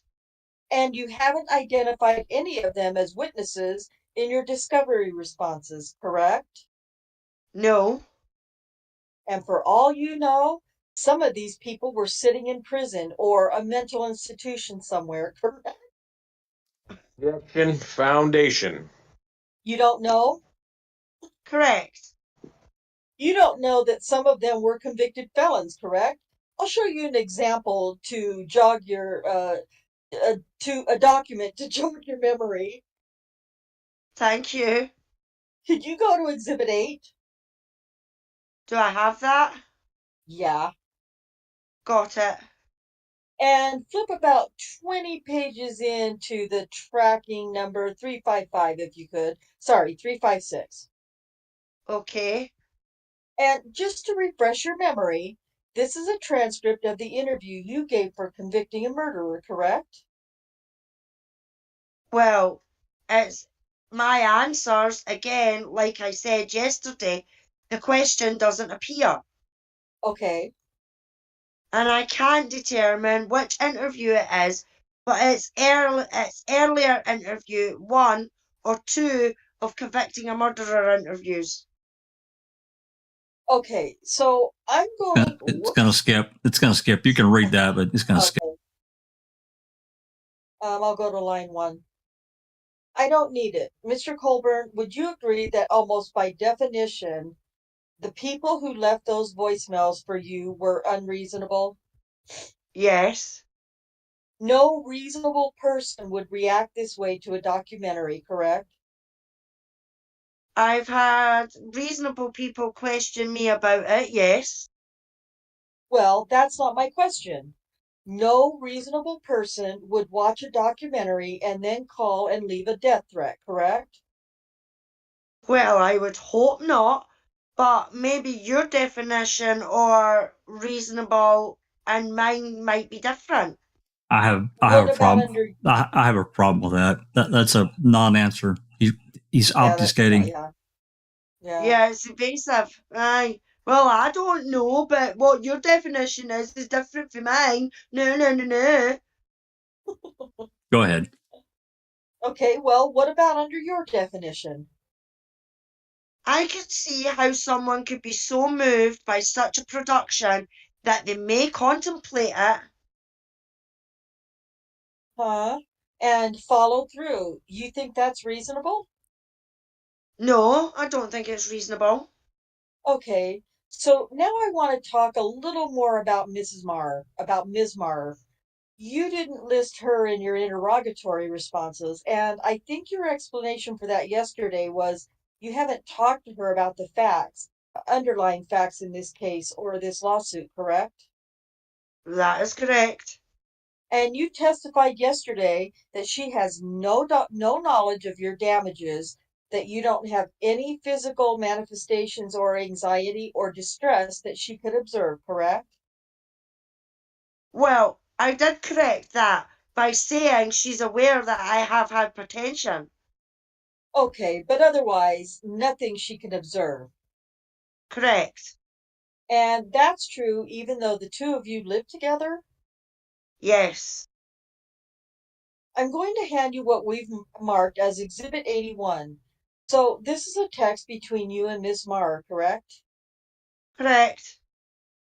And you texted her, quote, Jody, as you may have suspected, this whole Avery case was and continues to be a thorn in my side. Your continued support means more to me than you can possibly imagine. Thank you so very much from the bottom of my heart, end quote. And then your counsel redacted something. Jody responded, quote, Andy, I'm sorry you had to. Great. It jumps. It jumps again. Go ahead. Nice. So annoying. Line 1. And I'm in Exhibit A Okay. of Exhibit 1, which is our initial letter. Got it. And I'm at number 63. Oh, okay. Okay. So let me rephrase the question. You agreed to number 61 and you agreed to number 62 that the relationship with Miss Marr harmed your marriage and it harmed your relationship with your children. Yes. And I'm trying to understand how you can deny that none of this caused you anxiety and distress. Can you explain that? Well, I guess. I can rephrase. Did the divorce cause you anxiety? Sure. Did the divorce cause you distress? I don't know about anxiety, so What's the word?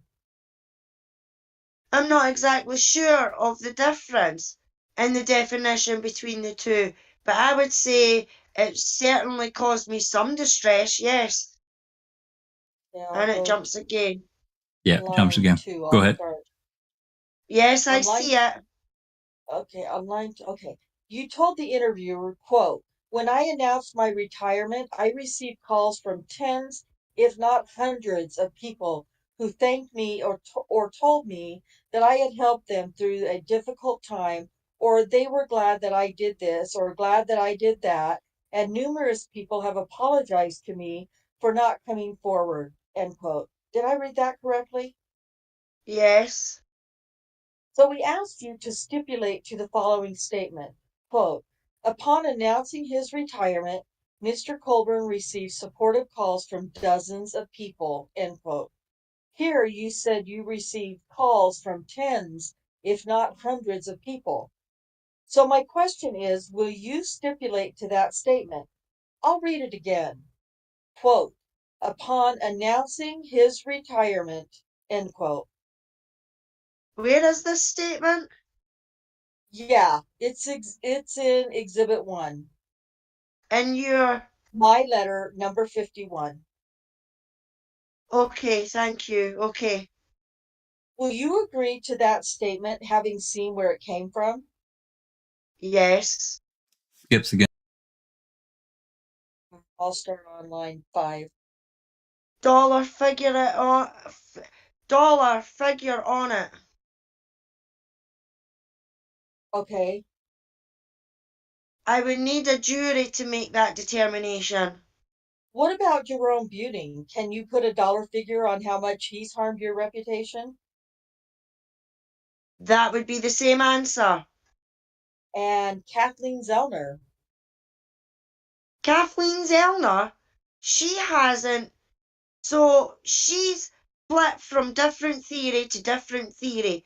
No law enforcement isn't even a suspect anymore. Plus, This is being used in the course of the defense of her client, so I would have no standing in that. What about Dean Strain? Can you put a dollar figure on how much he's harmed your reputation? I would just repeat the same answer that I gave you for Jerome Butin and Jerome Frack.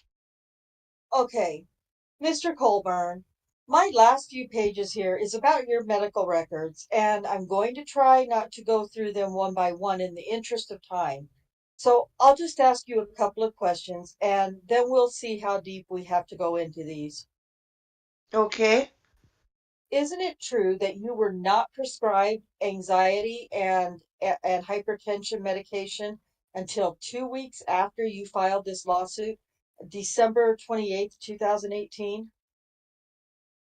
That's two different prescriptions. Yeah, I can ask it this way. Isn't it true you weren't prescribed anxiety medication at any point before you filed this lawsuit? I don't recall the date I was prescribed. Well, you didn't go on anxiety medication when Making Murderer was released, correct? No, And you didn't go on anxiety medication that first year when you have told us you were experiencing all this backlash from Making Murderer, correct? correct. And you didn't go on it within the second year after its release in 2017, correct? Do you have my medical records there so I can look at the date? Yeah, Exhibit 120. Thank you. Uh-huh. So, Where is the date? yeah, I'm trying to find it for you. So the date is about halfway down the page. It says today's visit. You saw Teresa Kruger Junk, nurse practitioner, on, oh, that's a sad name, on Friday, December 28th of 2018. Do you see that? And then above there, it says you started taking buspirone and lisinopril. Cineprol. Thank you. Yes. I was thinking the same thing. It's lisinopril. Anyway, Yeah. Okay, Yes. line 10. Yeah, I see the date. Okay, and does that jog your memory as to whether it was December 28th, 2018 when you first started taking those medications? Yes. Okay, so not one, not two, but 3 entire years after Making a Murderer was released, correct? Correct. And in fact, it was filing the lawsuit that seemed to raise your anxiety levels. Is that correct? No.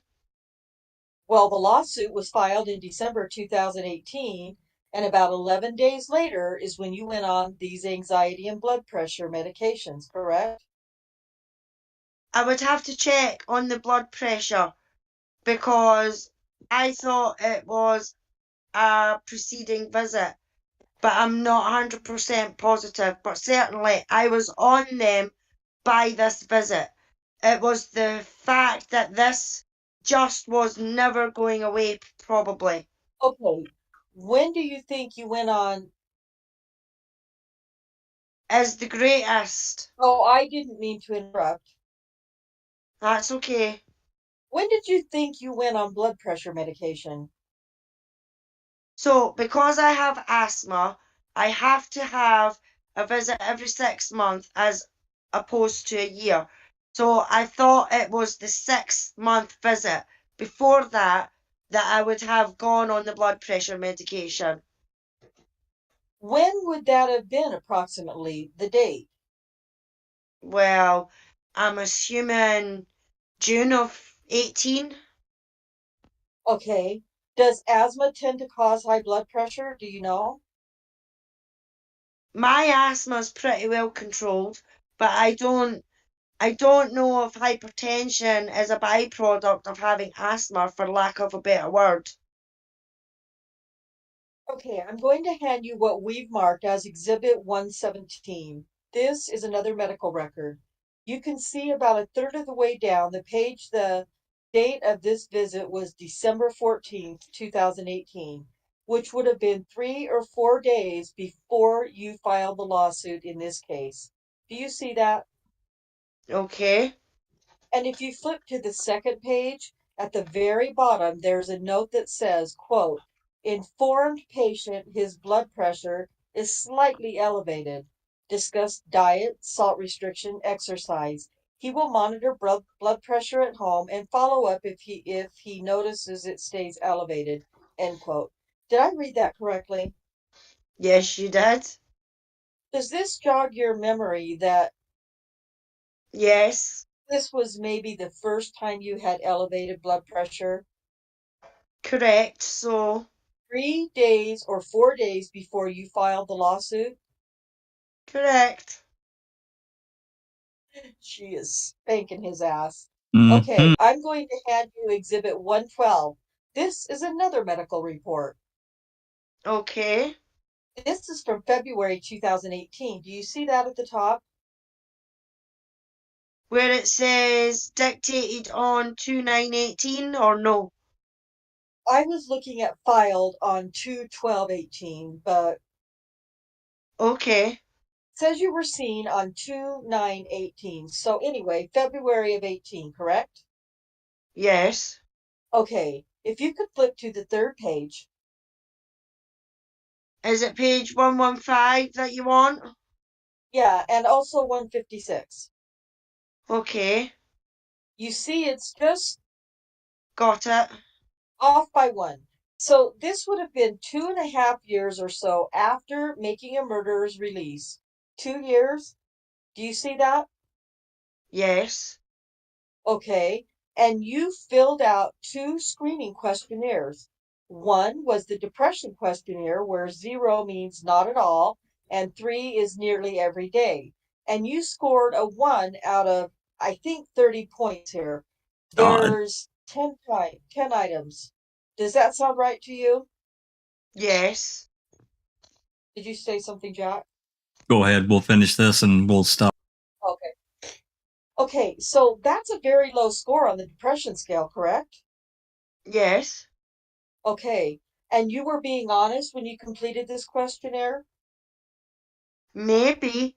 I don't know if I was honest or not. I didn't want to be put on any sort of medication. Oh, fuck off. Whatever, you dickhole. Okay, well, this is. So I may have stretched things, but I would think that for the most part I was honest. Oh, piss off. Just something a So you liar would are- say. So you are a liar. Okay, this is the only. Medical records are the only evidence we have of your alleged anxiety, correct? Correct. Okay, the second questionnaire is the GAD, which is General Anxiety Disorder Questionnaire. Again, 0 means no anxiety at all, and in every category you put a 0, correct? God. Correct. Okay, on the next page, toward the bottom, in all caps, there's a word that says psych with a colon. Do you see that? Is it on 157? Uh-huh. No, I don't see that. I think so. Do you see there's page 156 of the medical report, and then there's Colborn 157. Yeah, I have. So Oh, I see. Okay. look at Colborn 157. Yeah, that's the page I have. Colborn 157. Correct. And do you see right here psych at the top? Okay. It's actually at the top and the bottom. Psych. Yes. Saying it says, quote, Nye's anxiety, depression, or mania, end quote. Yes. Do you see that? Yes. And that's accurate, correct? It's accurate that I denied telling her I had it. Yes. Uh-huh. Okay, and again, all we have to go on in terms of your anxiety and distress and emotional distress is your medical records, correct?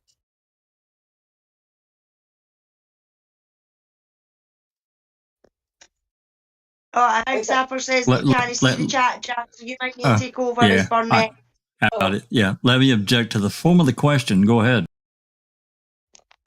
And your testimony here today, that's all we've got, correct? Correct. Okay. I don't think I've given you exhibit 1, 2, 3, but I'm about to. Okay.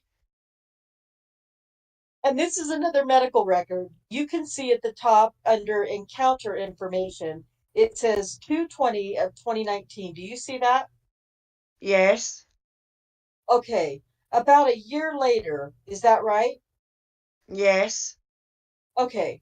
Go to the second page of that document. At the very top, it says anxiety. Do you see that word? Yes.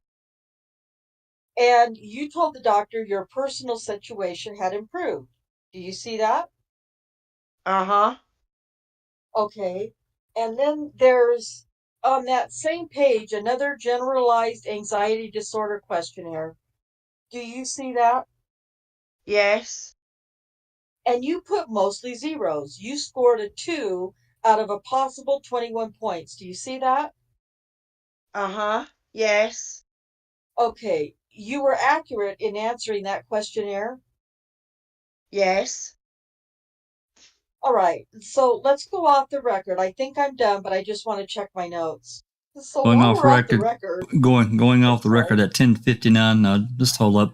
And before we go back on the record, let's just discuss what Ms. Walker has just done. She's basically Like a new asshole. she's basically destroyed him. Yeah. Saffer? She very nicely dismantled his entire case. Yeah. Yeah, because he's denying that he doesn't talk to anyone. I mean, we've got Barbara saying, he was stressed during the trial, and why wouldn't he be? But some extraneous statements. I might be going to prison. There's something that caused that distrust in him from some direction.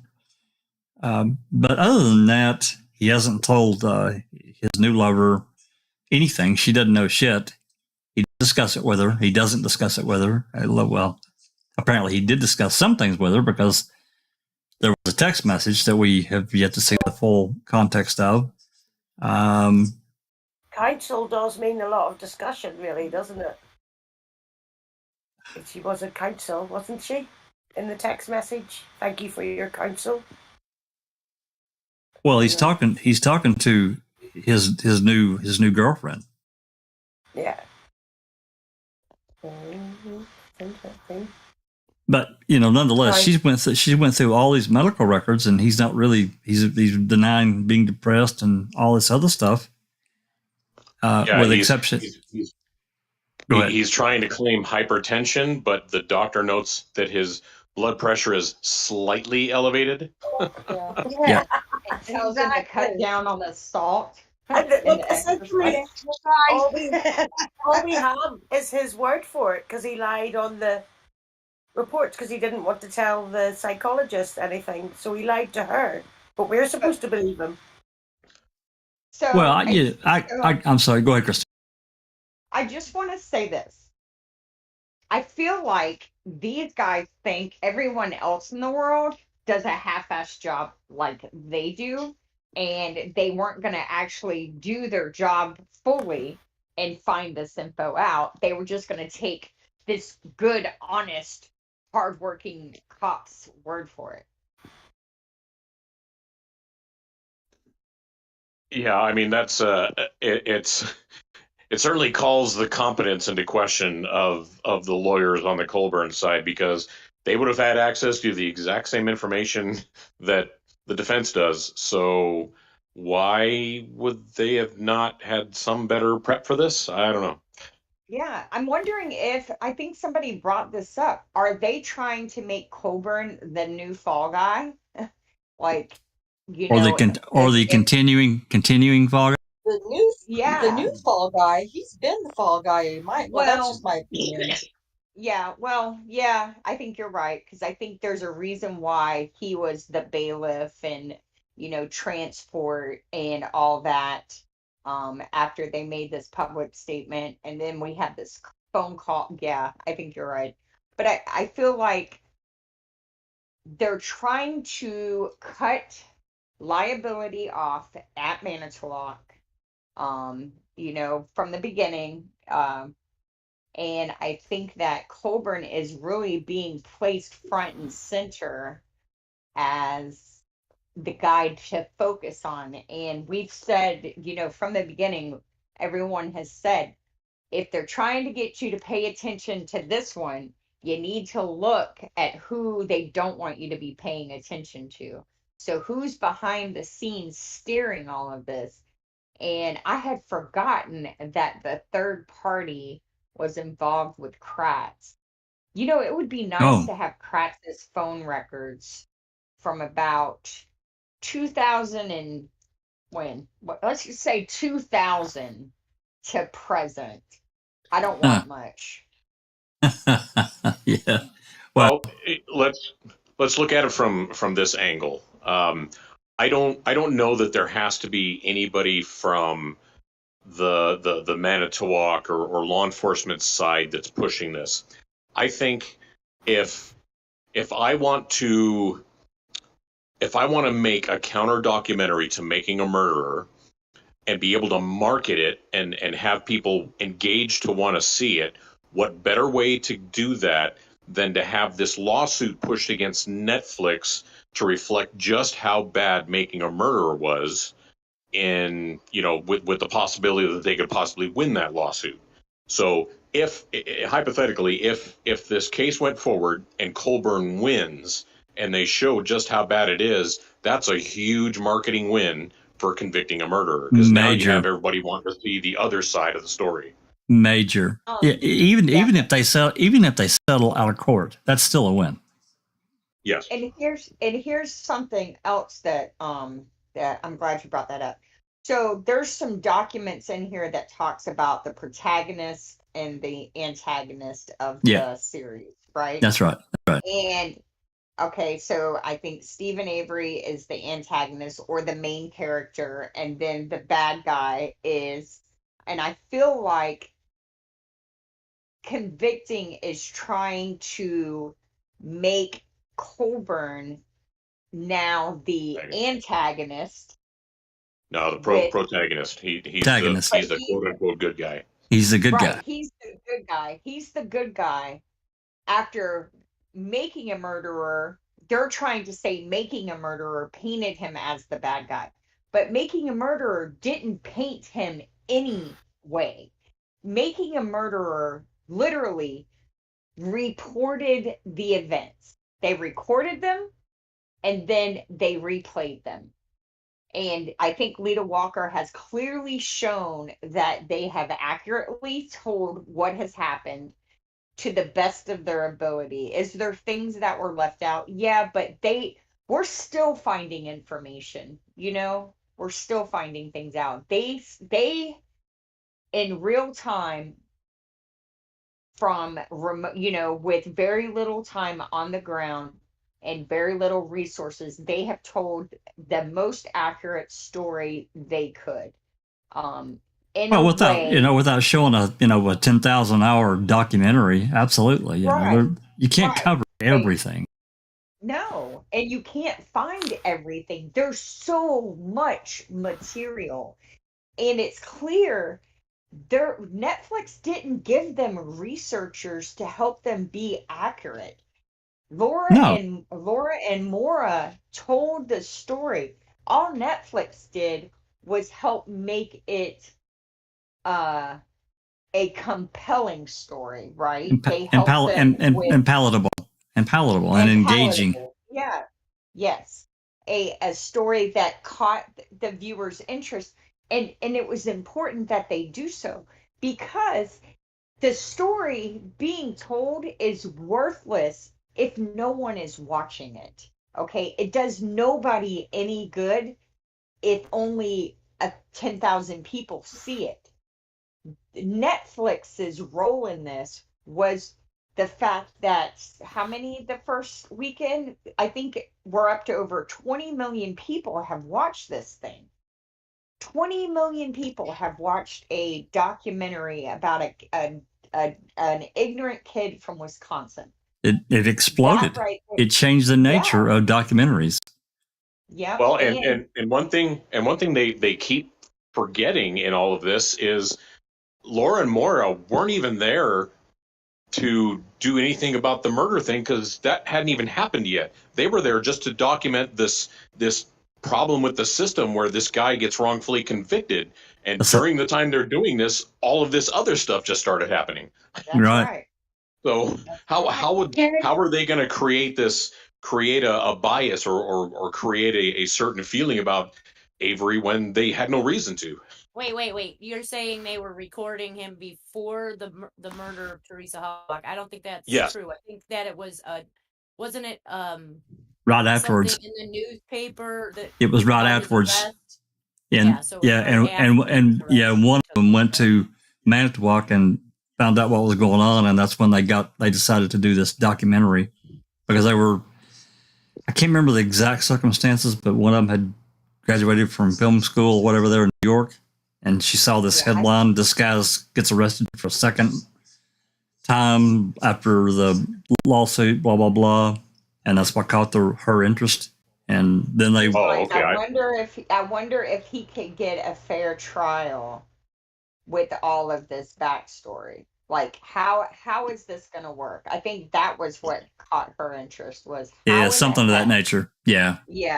I remember reading that, I think. Ken 3334 has joined us in chat. Hi Ken, nice to see you.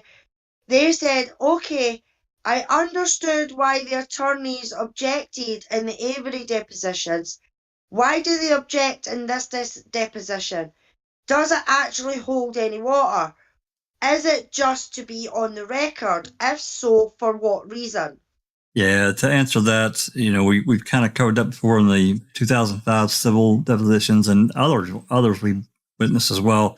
These lawyers object to get it on record.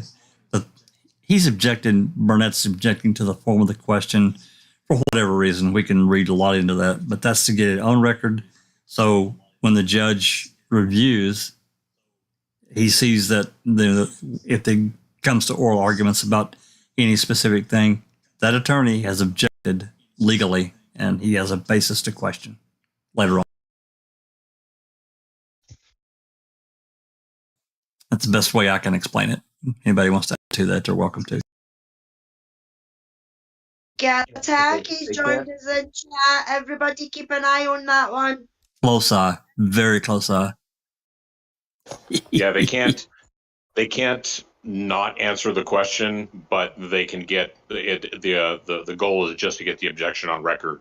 Yep. So if it does, like Jack said, if it comes up in an actual hearing, it's noted. They didn't just let it go by. Right. That's exactly right. T1 is in the house. Hey T1, nice to see you. Alrighty. Yeah, let's so Lita has basically dismantled his a lot of his symptoms that he's complained about and other, because this is part of the lawsuit that making murder and all this other stuff causes him anxiety. Being a cop alone, especially, I can't really say about Manitowoc, but probably anywhere for that matter. I've never been a police officer, but Safford could probably talk at length about this. Being a police officer, pretty much anywhere, you're kind of at risk. I'm not going to say you're a target necessarily, but probably in some situations you probably are. But that's automatic. That's automatic anxiety, right? You're virtually spending your 8 or 10 or 12 hour shift in a constant state of as Colborn mentioned it, hypervigilance. Your head is always on a swivel. You're always anticipating the worst.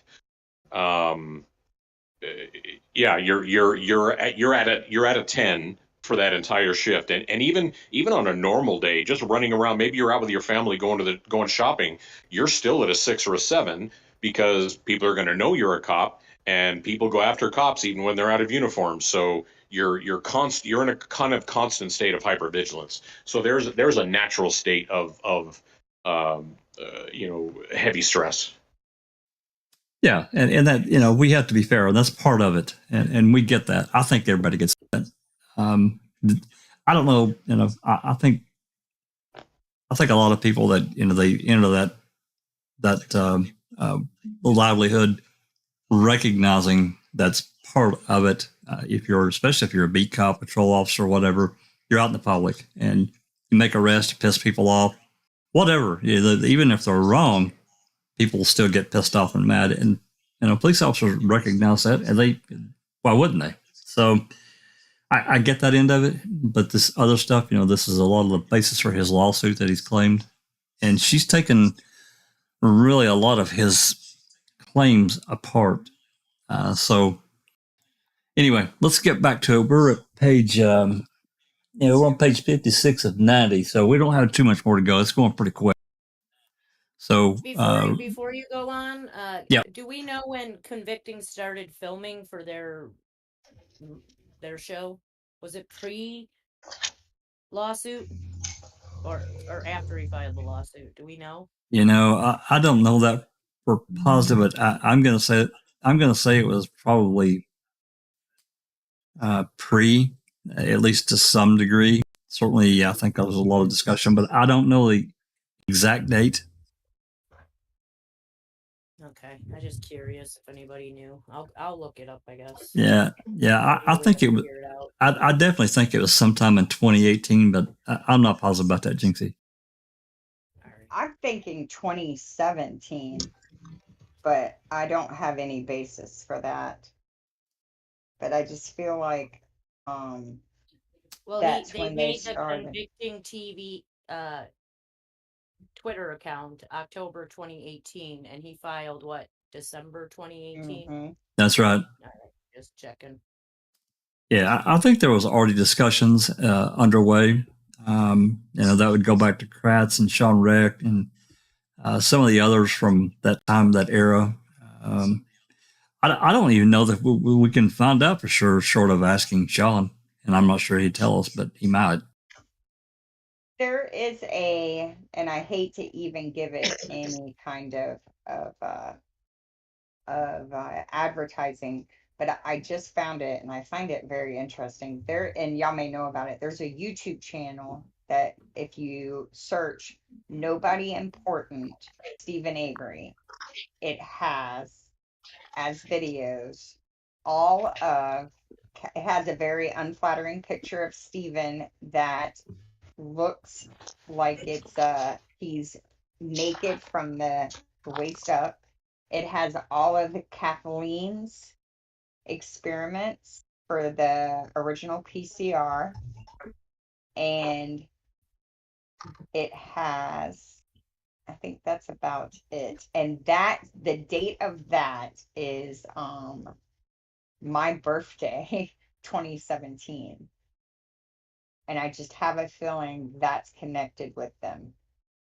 And the reason is if you Google Brenda Schuler,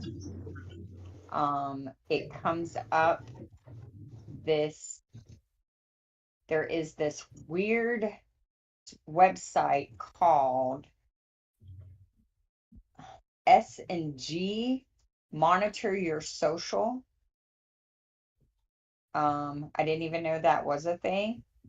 And it's listed in an article that someone wrote on Reddit about her. Pretty interesting. I remember that Reddit post is it's a doozy. Yeah. Yeah. I had never seen it. And it's got her, interestingly enough, it has her and Puzzled by It All linked together. And he claims to be a world famous, highly intelligent attorney. And he also has very much egged this lawsuit on and tried to make it have much more weight than it does. And he's the one that docks Dr. Silkman. Yeah, he's a jerk. All right. Not Dr. Silkman. Dr. Silkman isn't a jerk. Puzzled by It All is a jerk. Let me clarify. Yeah. Okay. Rhonda, are you back? Yes. Give me 1 minute. Okay. Yeah. He doxed Dr. Silkman. Tells about all that. He got reported, and I have fought with admin since the day because, as Christina will attest, and probably others that are in the live chat, if you dox someone and on Reddit, that's the red line. And excuse I was given finally after over a year of complaining about this. Normally, if you dox someone on Reddit, an anonymous Redditor, that's permaban immediate. Well, that didn't happen in this case. And the excuse I was given was that Dr. Silkman had been on YouTube and in news reports with his real name, and that's not true at all. And he certainly was not on Reddit with his real name. He was anonymous. And also, didn't they dox like his personal financial information at the same time? No, I think it was just his name and his prior occupation. Okay. I don't think they laid out any kind of financial records, but it doesn't matter. Yeah, because I got permabanned in my original Reddit account, got permabanned for exposing the public address for the Attorney General's office, right? Isn't that what it was? Basically? Yep, and the phone number. But it was a public. It's a public office. It's a government building. Mm-hmm. And a publicly filed legal document that was everywhere. All I did was provide a link to it. That someone had asked for. And it's also publicly available. You can go to the AG's website and find it. Come on. That's right. Yeah. It's pretty pathetic how it's really definitely one-sided. It's pathetic. That's why I stay away from Reddit. It's pathetic, and it's so hypocritical. If it wasn't for a few people, I've said it before, I would have left Reddit years ago. It's clear that social media is used by government agencies to control the narrative. And I think Reddit and this case is a prime example of that. My opinion. Because in this case especially, I have seen things happen to good researchers. Yours is another one. Poor yours has been through it over, you lost a long account. That's right. I got screwed. Yours got screwed.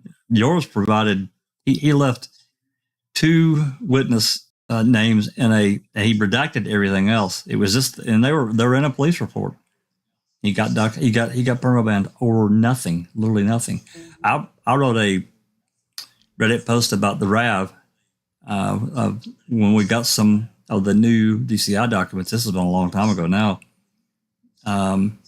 And for some reason, they wouldn't even tell me why they banned me. They just did it. Yeah.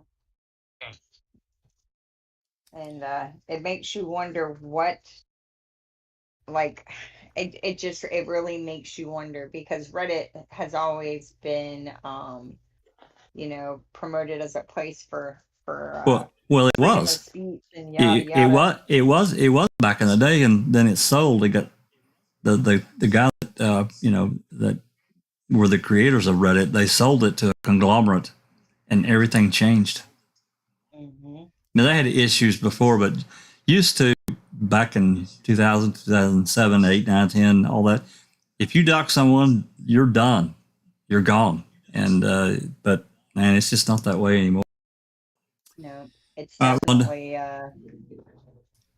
definitely by case basis, and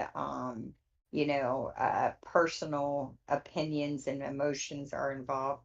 Also, it wouldn't surprise me if Reddit isn't controlled by the same people that control the majority of media these days. I might have to look into that. Yeah, I can't remember who bought them, but they are a conglomerate. They own many different companies. So anyway, are you back, Rhonda? Yes, I'm here. Yeah, No, sorry. you're Just fine. had a You're little fine. bit of little chaos around here tonight. I totally understand. All right. Videographer, we're back on the record at 11:18. So you continue on. Oh, Mr. Burnett. Kevin, can I go ahead and make that statement before you start? Mr. Vick, sure. Mr. Burnett, we've had a chance to discuss the time arrangement of the off the record, and I suspect we've exceeded the general rule for 7 hours. I've talked to Mr. Vick, and I'm going to let him continue to question Mr. Colborn with the recognition that most of his questions are going to be on the subject matters or on subject. So we skip again on that. Yeah, it's a big skip here, it looks like, or another skip. You start on line 1. Okay. Plates when you called dispatch, right? Yes. And at the end, it also includes testimony that you shouldn't have been and you weren't looking at Ms. Hallbach's car when you made that call, correct? Well, there was some video footage inserted in there as well that I didn't do, like the knuckle cracking, Dean Strang's stare down. None of that was during the testimony. Mr. Colborn, my question is different than that. It was at the very end of the clip. Uh-huh. It includes testimony where you say again you weren't looking at Ms. Hallbach's car when you made that call, correct? Yes. So it clarifies you were not looking at the back end of her 1999 Toyota, right? Objection, form. I don't know if it clarifies it or not. It doesn't appear to, because people seem to think I was. Did you watch that part of the episode, I guess, Mr. Colborn? Would you agree with me that it shows you stating explicitly twice that you were not looking at the car when you made the call to dispatch? Yes. Does that address your concern that this exchange might give the impression that you were looking at the license plate when you made that call to dispatch? Objection, form. Can you repeat, sir? Sure. So the fact that there's 2 explicit denials from you that you were looking at the car when you made the call to dispatch, doesn't that address your concern that this exchange might give the impression that you, in fact, were looking at the car when you made the call?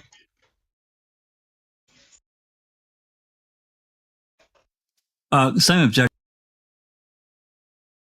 No, it doesn't address my concern. Why not? Because that's not how I testified. I testified under oath, and it wasn't portrayed. My testimony wasn't portrayed accurately. But that testimony did include 2 explicit denials that you were looking at the car when you made the call to dispatch, correct? Yes, I've agreed to that. Let's look at Exhibit B in the second amended complaint. We got to skip here, and I want to, yeah. Oh, I'm sorry. No, it doesn't skip. I want to clear up and make sure that everybody understands this is Mr. Vick doing the questioning, not Lita. So you can go ahead at line 2. Yes. Mr. Lake found the key after you handled the bookcase roughly, correct? Yes. And it includes that you did not touch the key, correct? Yes. Would you admit that that episode gets across each of the key points that Mr. Kratz elicited from you during this line of questioning in your testimony? Objection, form. And the actual skill with which this was presented is the problem. It makes it appear that is how I answered when it's not. Would you agree that the substance that's presented, though, is the same in terms of the key points that Mr. Kratz was trying to solicit on your testimony on direct? Objection to the form. That Yes, I will agree that a portion of my testimony about how I handled the bookcase and that I didn't touch the key are on this clip. The last question, the question before it. Oh, sure. Can I have that read back to me? Yeah. Please. Do you agree that Mr. Kratz was asking questions here to make it clear that this call didn't motivate you to frame Mr. Avery for the murder of Miss Halbach? Yes. And to make clear that you didn't plant evidence against Mr. Avery? I don't know if this had anything to do with the planting evidence. He was, well, I guess if we go on to the next page, yes, I'm only on 47. Are we including 48? Oh, to be clear, I was asking about 47 and 48. Okay. If you'd like a moment to review, that's fine. Okay, I got it. Yes, that came up as well. Is there anything I'm missing here that you would say is, a crucial point in your testimony? Object form. To start off, they eliminated my identification of myself when I answered the phone. I answered the phone. I said, Manitowoc County Jail, Officer Colborn. I didn't identify myself as a deputy. By eliminating that, people watching this, and I'm dressed in a law enforcement uniform when I'm testifying, people automatically assume that when I was working in 94, 95, I'm a sworn law enforcement officer. By eliminating that, because if I was a sworn law enforcement officer, my answering the phone would have been Manitowoc County Jail, Deputy Colborn. But I wasn't a deputy at the time. I am a non-sworn correctional officer. So people now are like, he's a law enforcement officer, but he doesn't do nothing with this information. I'm sorry, that's a load of shit. It doesn't matter whether you're a correctional officer, a prison guard, a prison warden, or anything. If you are getting a phone call, like the phone call that he got, that somebody else is sitting in his jail for something that he never done, and somebody else is admitting it, then you take that call and you pass that information on. Period. Whether you're a fucking officer, a deputy, a flunky or a fucking, you know what I mean? Janitor. A jailer, a Yeah. janitor. Aye, if you're getting a phone call like It that, was important enough to remember it for 8 years and then write a report about it after Stephen Avery was released. Yep, that's right. And either way, his boss is Ken Peterson, Tom Kasurik, whoever the sheriff is. Either way, That's they right. all work at the sheriff's department. The jail is at the sheriff's department, especially during that time. And him trying to make it seem separate, even though they're not really separate, shows that he knows that his defense is ludicrous. Yep. Okay. Rhonda, line 18. Excuse me. Muted. And is that why you transferred the call to the detectives Rick, and the sheriff? I had no authority to. You got to let him finish. Court reporter, yeah, I missed the end of your question, Captain. I'm sorry. Is that why you transferred the call to the sheriff's office? Go ahead. Well, the jail is part of the sheriff's office, but that's why I transferred the call to an investigator. Yes, sir. Do you know if that fact is reflected in Making a Murderer, that you transferred the call to a detective? I'm not quizzing you on the contents of that, Mr. Colborn. I'm just asking if you know.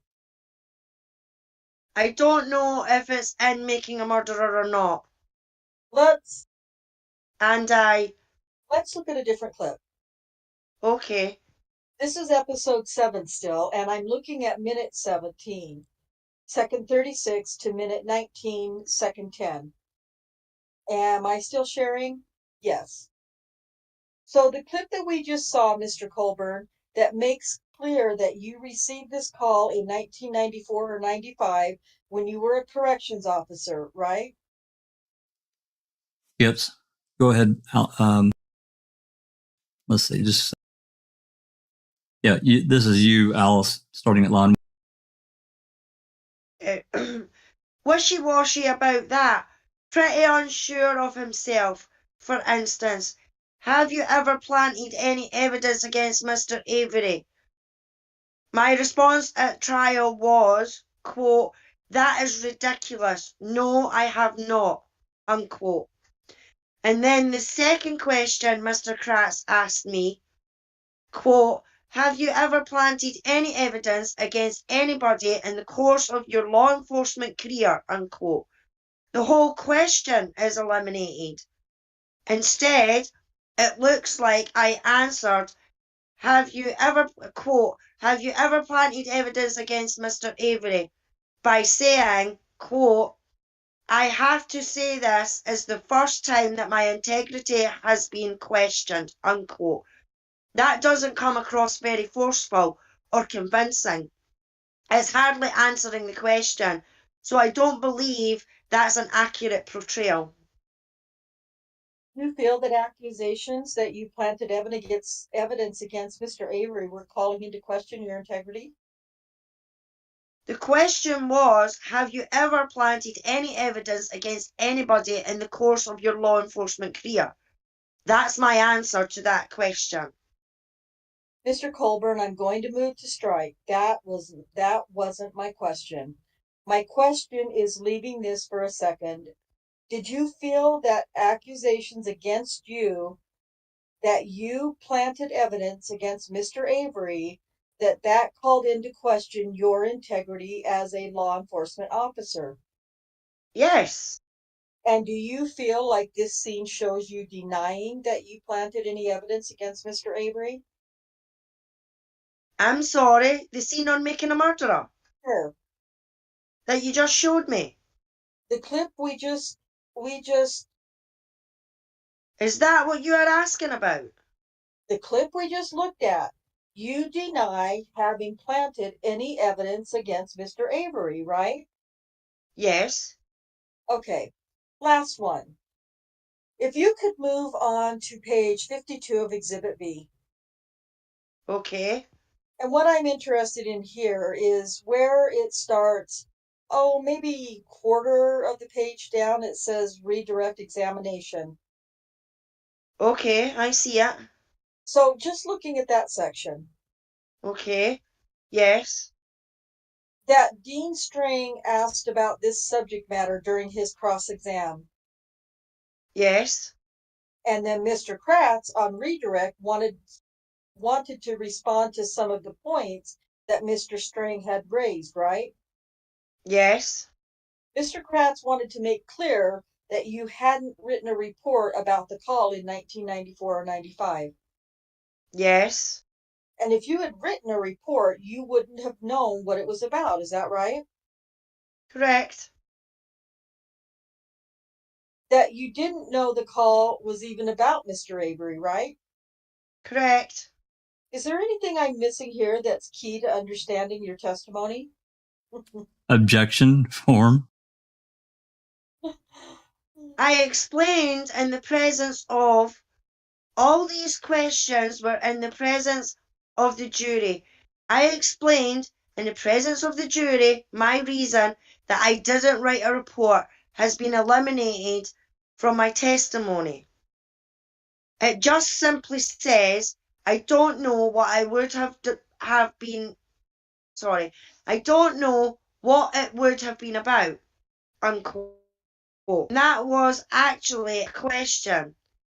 Quote, that I received a call and transferred it to the detective division, unquote.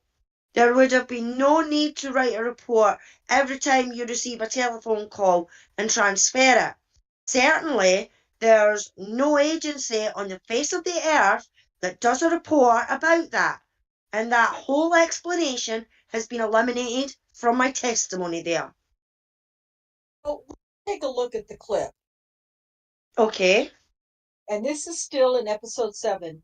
It's at minute 23, second 48 to minute 24, second 5.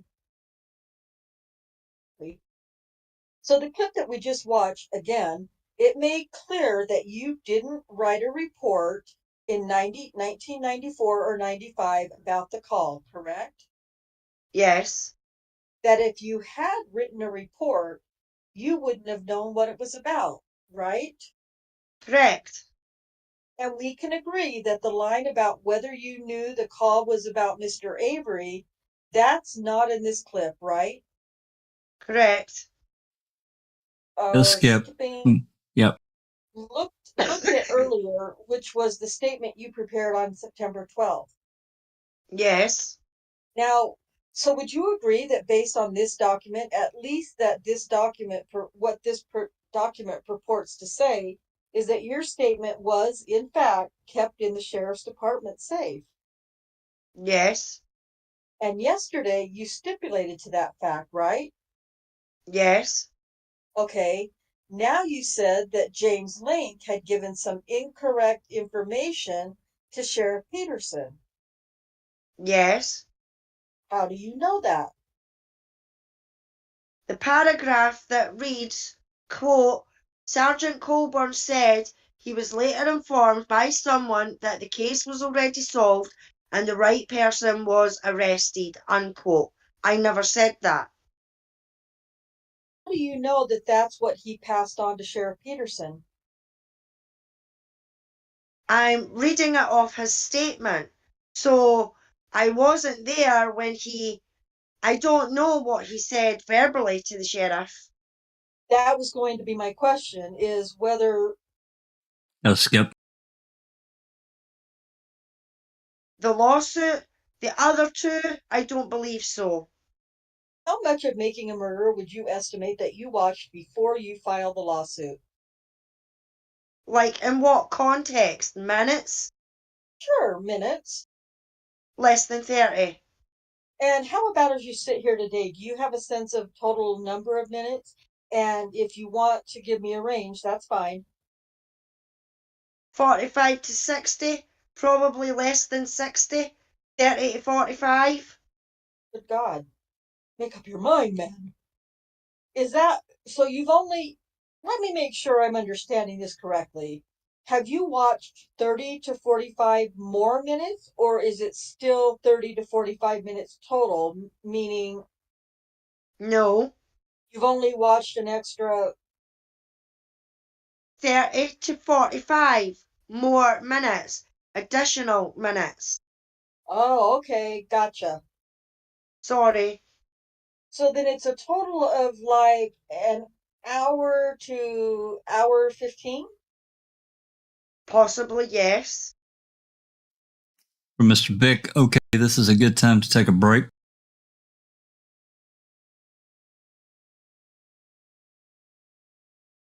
Okay, Alice, you can start at line 1 there. All right, we're back from break. Strang? I think you're right, but you made two denials that we saw in that clip earlier, right? Yes. I'd like you to look at Exhibit 2, which is your second amended complaint. Oh, I actually have that one handy for once. And I'd like you to look at paragraph 33, and I'll read the paragraph. Okay.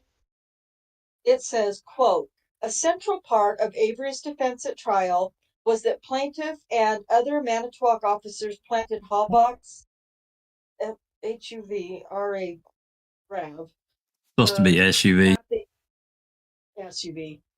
At the Avery salvage yard where Avery resided in a house trailer. With plaintiff on the stand, Avery's attorneys played portions of his call to dispatch in an effort to convince jurors that he came up that he came upon the SUV at an undisclosed location on November 3rd, 2 days before it was found at the salvage yard. Cross-examining plaintiff about the contents of the call, Avery's attorney suggested that plaintiff was looking directly at Halbach's vehicle when he called dispatch. The claim is the claim is entirely baseless and false, and defendants knew of its falsity. End quote. Did I read that right? Yes. What is the basis for your allegation that defendants knew of the falsity of this central part of Avery's defense? Objection, foundation. Go ahead. They were sitting in the courtroom and saw my complete unedited testimony. Now, you were alone when you made the call to dispatch, you said, right? Yes.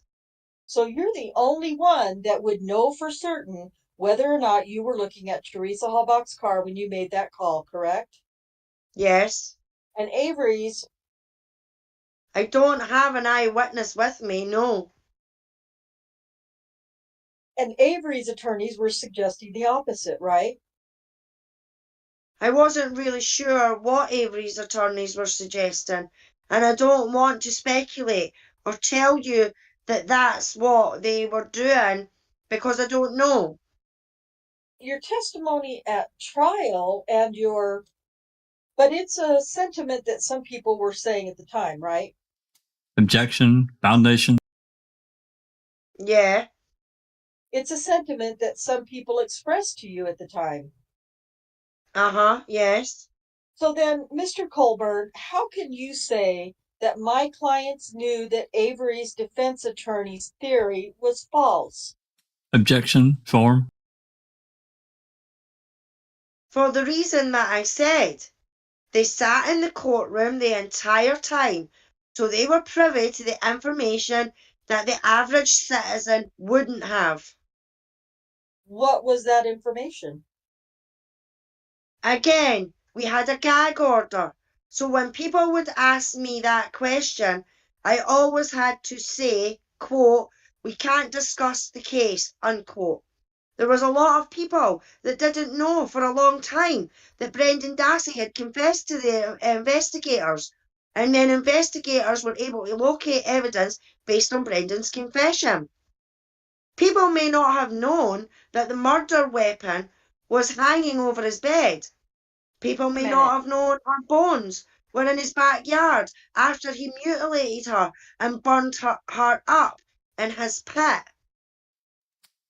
Let's pause right. Let's pause right there for just a second because they knew immediately because Kratz had that press conference on March 2nd, and he claimed all this bullshit. They did know. What the hell is he talking about? And nothing was backed up by his confession that they none of his confession was able to be verified by any kind of evidence. So how can he make that statement? And not only that, Stephen got the mutilated part dropped. So even that's a lie because he didn't get done with mutilating because that got dropped because they couldn't prove it. No, they didn't drop it. They found him not guilty on that charge. That one wasn't dropped. They dropped those charges. They dropped the kidnapping, the rape, and the mutilation or whatever. They dropped 3 charges because Brendan was not going to testify, and they had no evidence to prove any of those charges. So they just dropped them. They dropped them. Well, no, they didn't drop the mutilation of the corpse. They found him not guilty. They found him not guilty of that one. Right. That's right. Yeah. Correct. That's right. But they did drop some of the other stuff. So right. So this guy doesn't even know. I mean, how do you bring a lawsuit about a case and you don't even know? Like, this is ridiculous. How could he not been in the know about Kratz's March 2nd, 2006 press conference? It was everywhere. Everywhere. And he told about Brendan's false confession, coerced confession. So it was in the media for almost a year prior I to reported about burnt bones in his burn pit, like when on the 10th, the first time. something like that. Yeah, it was early, November 10th. That's right. Yeah. Months earlier, prior to that, absolutely. Yeah, I don't know. This is upside down land. It is. Which Thinking. confession are they talking about? The 27th at this place, at Two Rivers on the 27th, at Box Hills, on the 1st of March, on the May 13th or 12th or whatever day that was. Which one is backing up his evidence? Yeah. Yeah, really, none of them. All right, let's. They all differ. Yeah, they do. All right, let's move on. We've clearly changed pages, and yeah, Rhonda, you're up. Line one. Needle. Yes. Quote, the hypodermic needle hole in this case was made when a specimen of Avery's blood was drawn by a phlebotomist and stored in the vial in connection with a 1996 post-conviction motion in his wrongful conviction case. The procedure necessarily resulted in the creation of a hole in the rubber stopper. The phlebotomist who drew the specimen from Avery in 1996 was prepared to testify that's what happened in this instance, end quote. Did I read that correctly? Yes. What is the basis for your allegation in the next sentence, which is, quote, having attended the trial in its entirety, wait a minute. Oh, never mind. In its entirety, defendants Riccardi and Demos were aware of the routine nature of the hole in the vial's rubber stopper and that the phlebotomist who drew the specimen from Avery was prepared to testify, end quote.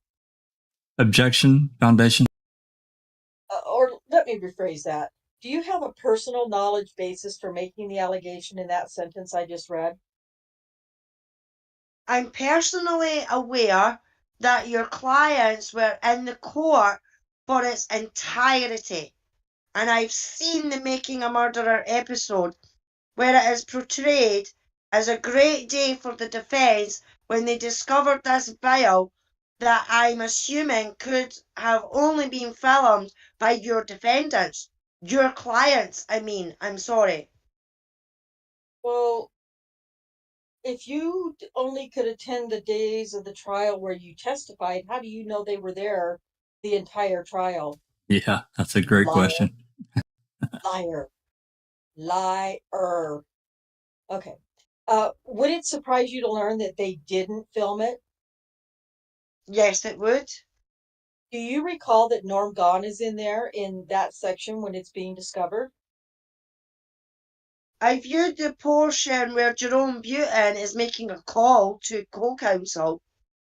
How convenient. Do you recall a little bit later Norm Gahn is in it too, who is one of the prosecutors? I know who Norm Gahn is, but I didn't view that portion of it. Of course you didn't. Of course not. So why do you think that my clients were aware of the routine nature of the hole in the vial's rubber stopper and that the phlebotomist who drew the specimen from Avery was prepared to testify? Objection, Foundation.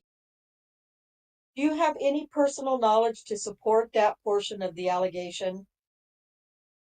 I don't recall the motion hearing where that was discussed.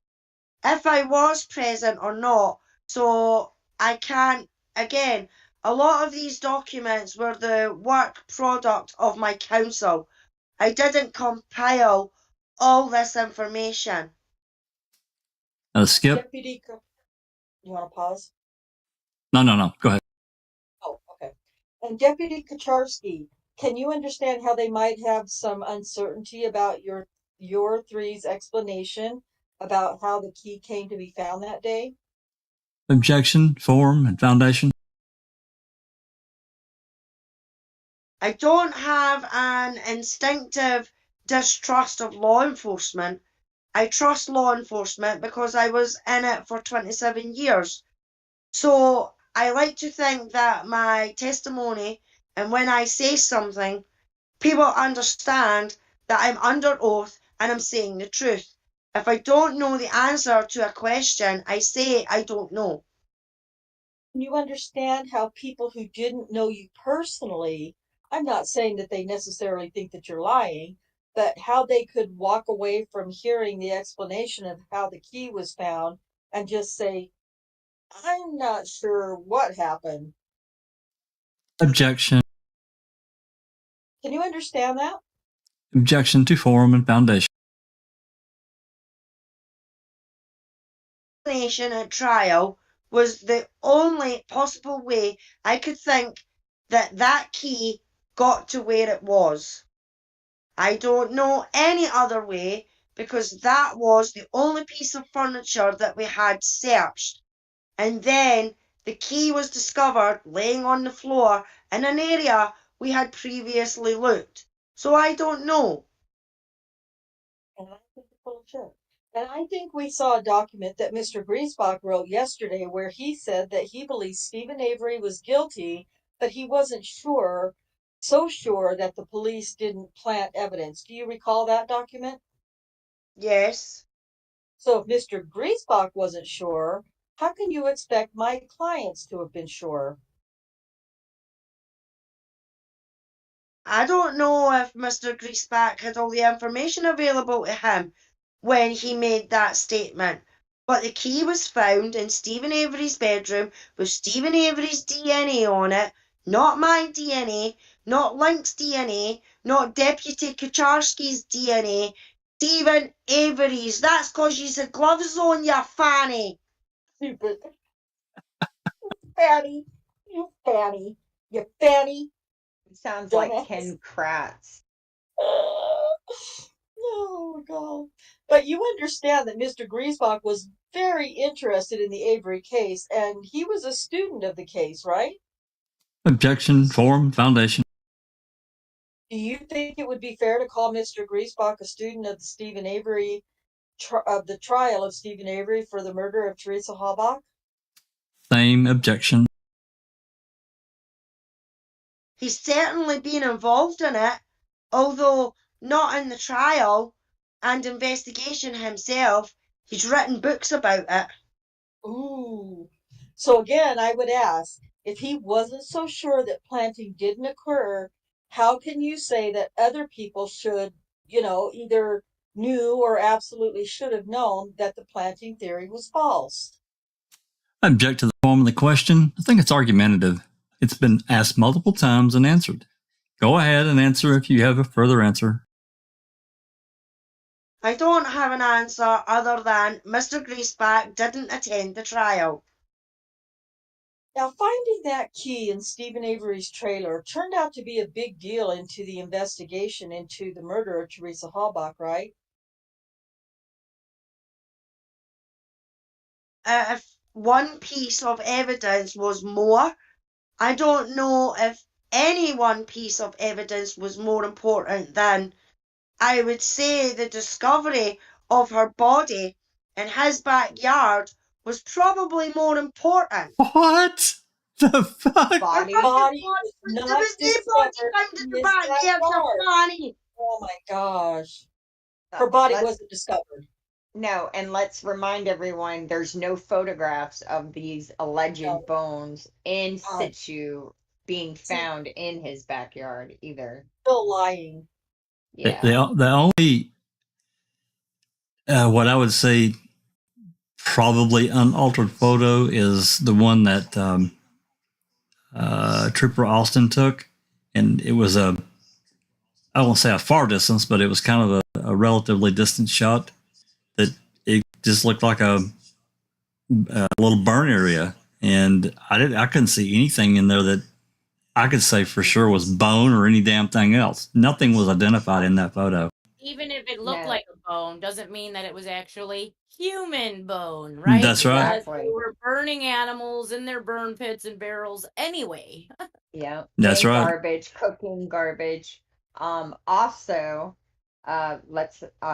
what about after they took the skid steer and enlarged the burn area, then set up stage lighting and crime scene tape and moved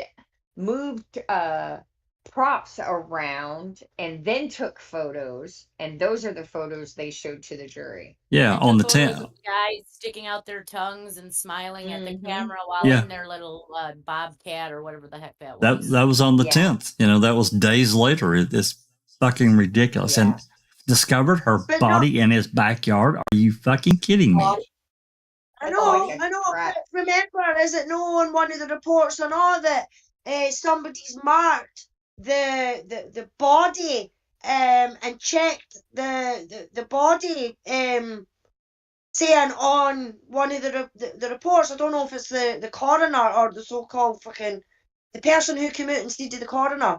They ticked they crossed body, didn't they? I don't recall that. No. Oh, wait, you're talking about that medical examiner worksheet that was they submitted a amended one. I think this is what you're referring to. After Brendan's confession, that was in that one request we got, that they changed they amended the autopsy, or they amended The death certificate. That's right. They did. Yep, after Yeah. Brendan's so-called confession. And And everything on that is garbage. Yeah, because they checked that there was a body found, and there wasn't a fucking body found. Yeah, it's complete bullshit. And his statement right there, I doubt that. Well, we don't know if that got called out or not, but let's move on. Sorry for I had to comment. That's such bullshit. Yeah. Anyway, That is Anyway. bullshit. all right, Alice, line 1. Correct. Ms. Walker talked yesterday about certain things regarding a number of Mr. Avery's prior crimes that were not presented to the jury also, right? Yes, we talked about that yesterday. Yes. Please don't make me repeat that truth again. So I won't repeat the stuff that you went over yesterday, but I did want to talk about some other things that are included in Making a Murderer that presents Stephen Avery in a negative light that were not even presented to the jury, but are reflected in Making a Murderer. Are you aware that Making a Murderer includes Chuck Avery's statement that after Brendan Dassey's confession, he was, quote, pretty positive, end quote, that Stephen probably had murdered Teresa Halbach? No, I haven't seen that. And Chuck Avery is Stephen Avery's brother, right? Yes. Are you aware that Making a Murderer includes a scene where Barb Caddick tells Stephen Avery that she hopes he burns in hell for what he did? Her name might be pronounced Todd Ick, but no, I'm not aware of that. What a Oh, prick! fuck you, Andrew Colborn, you fuckhead. Oh, sorry. Oh, God, that's what a dick. That was Her unnecessary. dickety bastard. Are you aware that there is a scene in Making a Murderer where Stephen Avery tells his parents that if they didn't figure out how to get him out on bail within 2 weeks, he was going to give up and kill himself? No, I'm not aware of that. Are you aware that there's a scene in Making a Murderer where Stephen Avery himself opines that the prosecution was, quote, going to win anyway? No, I'm not aware of that. Are you aware that Making a Murderer contains interviews with some people who say violent crime was in Stephen Avery's character and others who say it was not? Well, I've seen interviews where people say that the police did it on Making a Murderer. I haven't seen any clips or any videos where people are saying that they believe law enforcement, got it. So I'm unaware of that. Oh, how convenient. I'm really trying to limit the number of clips I show you given our time crunch. Sure. So I'm going to pose these instead rather as questions. Okay. Are you aware that there's a scene where Stephen Avery's sister says that a violent assault was not in his nature? No.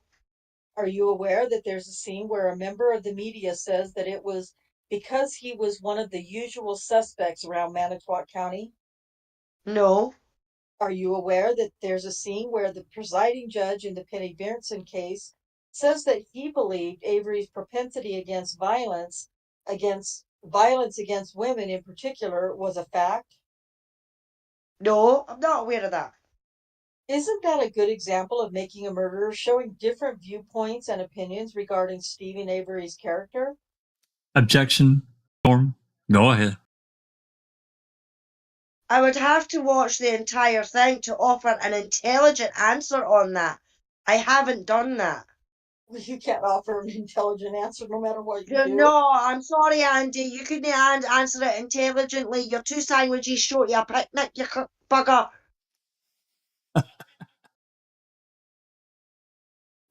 Are you aware that Under Sheriff Herman is interviewed in Making a Murderer? No, I wasn't aware of that. Are you aware that he is extremely critical of Stephen Avery's allegations that evidence was planted? I'm not aware of that. Are you aware that there is a scene in Making a Murderer where he not only denies the planting allegations, but characterizes them as, quote, impossible, end quote, and, quote, far-fetched, end quote? No, I'm not aware of that. Now, incidentally, you ran against Under Sheriff Herman to replace Ken Peterson as sheriff of Manitowoc County, right? Yes, I did. But Making a Murderer includes a clip of him. I'll represent that Making a Murderer includes a clip of him very vigorously disputing the planting allegations that were made against law enforcement officers. Are you aware of that? No. Is it your position that Making a Murderer is biased against law enforcement? Yes. Are you aware that Laura Riccardi has... Oh, fuck, bugger. While we are human and imperfect, for the most part, the criminal justice system does get it right. I already told you about Under Sheriff Herman's calling the planting accusations far-fetched and impossible, right? Yes, sir. So I'm going to play you now something from episode 5, which I believe is one that you've seen, or parts of the episode. I take that back. I'm going to show you a clip of Norm gone. Are you familiar with this scene? No. Okay, to play the video. Would you agree that that shows prosecutors pushing back quite vigorously against the planting theory? Objection. Form. Yes. And they refer to the officers being accused as being good, solid, decent family men, right? I don't think I saw that, but I don't recall hearing them say that. I thought it centered more around the test of the blood, or that we have a right to have our reputations protected, or something to that extent. To another clip that's maybe more directly about you. This is in episode 7. Oh, the one I just showed was episode 5, 108 to 234. Okay. The one I'm going to show you now is episode 7, 1355 to 1428. You're in episode 5.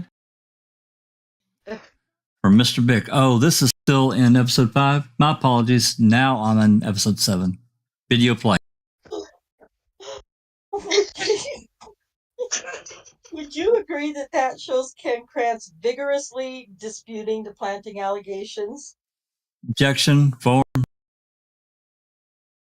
That appeared to be an out of court interview. Yeah. With reporters, not in front of the judge like it preceded one. Oh And the point of that is what? Yeah, what is your fucking point? Oh my God. He's rattled right now. Oh, you're absolutely correct. I'm not limiting this to just in the court. I'm saying, would you agree that this is an instance of Ken Krantz out of court to the media? I think the word he used was deplorable to describe the planning theory. Is that accurate? Yes. So this is another instance where Making a Murderer shows people pushing back strongly against the planting theory, right? Objection. Form. In that particular clip, yes. Had you ever seen that clip before? No. Oh, bullshit. You've seen the whole damn series at least once, liar. Okay, same thing. Episode 27 or episode 7. Now I'm going to 2429 to 2450. Again, this is going to be another one out of court. Okay. Is that another instance showing someone? Yes, I've seen that one. Yeah. Did you appreciate that that one was in this episode? I have to be honest with you. I don't appreciate anything about Making a Murderer, but I appreciate that the reporter asked that question of Attorney Strang. I Because it- believe he's being truthful right there. Why? Because Probably. he said he has to be honest with you? Yeah. Well, Well, and no, he said he didn't well- like anything about making a murderer. Yes. No, I thought, like, I have to be honest with you. It's I'm kind like, yeah, you're right, Rhonda, and you're right, Jax. I mean, we're laughing because if you don't laugh, you have to cry at just how screaming. pathetic this is. It's Yeah, we're ridiculous. screaming. It Very is good so. point. It is so ridiculous, Christina. Oh my god. Oh, Anyway, go ahead. excuse me. And do you appreciate that that reporter's question was then included in this episode? Without watching it in its entirety, I have to stay by my original answer that I don't appreciate anything about Making a Murderer. I don't appreciate it at all. Okay, well, stomp your feet and cross your arms and pout like a petulant child, Andy. Yeah, stick that bottom lip out. But you testified you haven't seen the whole series, right? Correct. And I don't want to use my time showing you all the episodes. Okay. I'll represent episode 7 at 3445 to 3508. If you have any interest in seeing these later, I'm sure Yeah. sorry to laugh. I really am. Yeah, don't throw a little. Don't throw a little advertising there for the series. Go ahead.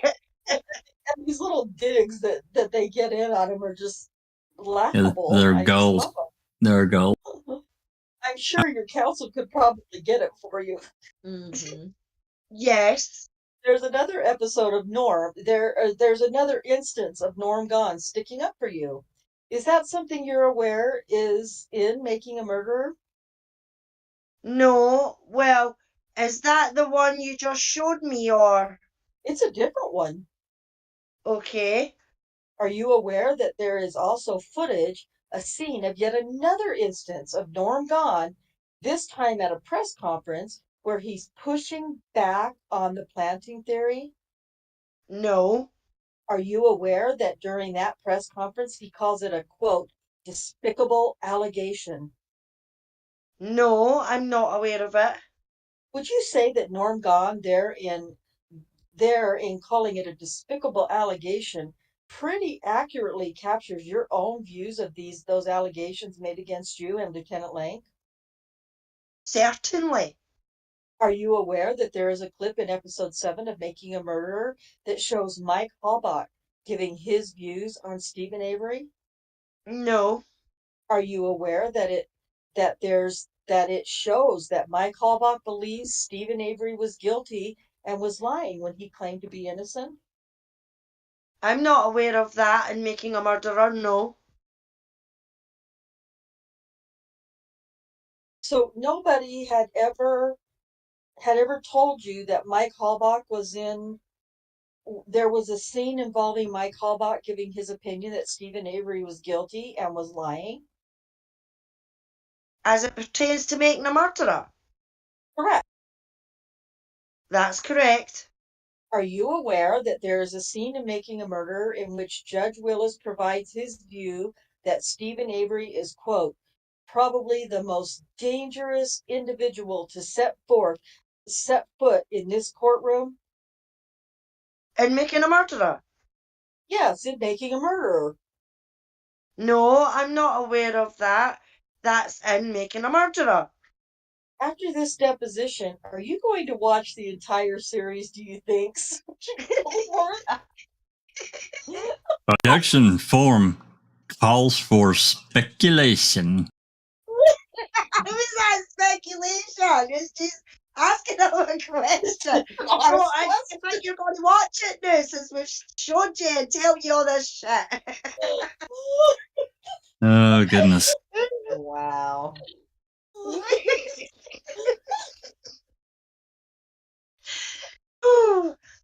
As we sit here and talk right now, I don't have that intention, but I certainly will seek the advice of my counsel on it. Because they read you so well. Counsel thinks that he hasn't even watched the show that he's suing. Yeah. His counsel is the bomb. I'm telling you. This is Vic. Wow. This is Vic. And I'm really impressed with his questioning and the way he led up to this way you asked that. That's perfect. Anyway, go ahead. That's amazing. Yeah.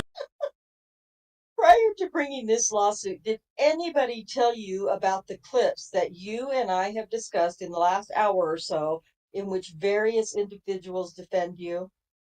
No. Do you think that that could change your overall view of the series? No. How could you know without watching them? Well, I can't. You just said, what do I think? So I thought you wanted me to render an opinion. Oh my goodness. Oh Did my John goodness. Barrack's columns typically include quotes from people in law enforcement who were defending you, who were saying that these are despicable allegations that are being made? Not that I recall. I'd like to look at exhibit 1146. Thank you. This is another text between you and Brenda Schuler, right? Yes. And she says at the top, quote, Andy, sorry to bug you as I just deleted the emails not that long ago from you. Ken needs them again. He lost them. So sorry. Can you check your emails to me, please? Your sent file, please. End quote. And your response is, quote, I may have hard copy, but I think I deleted them from my sent file and anywhere else after Farak demanded all our emails. Would hard copy work? End quote. And Wait. says, Did he just admit to deleting evidence Yes. because Farrick was looking for evidence? Yep. Yes. Yeah. That's right. Yes. Off That's of his you. work computer probably at this time too, right? Right. Yeah. I'd have to look at the that's dates. 2018.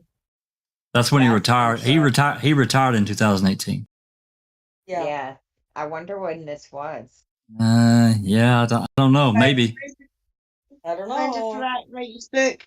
Farak wrote his book in 2018.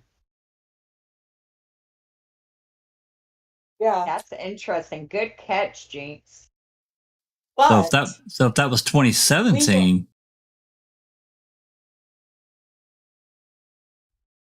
If this exchange occurred in 2017, then Hey. he's Oh, never mind. We don't have, you didn't get those, did you? The FOIA requests that were made to Manitowoc during those. I haven't yet. That ridiculous amount of money. That's right. Never mind.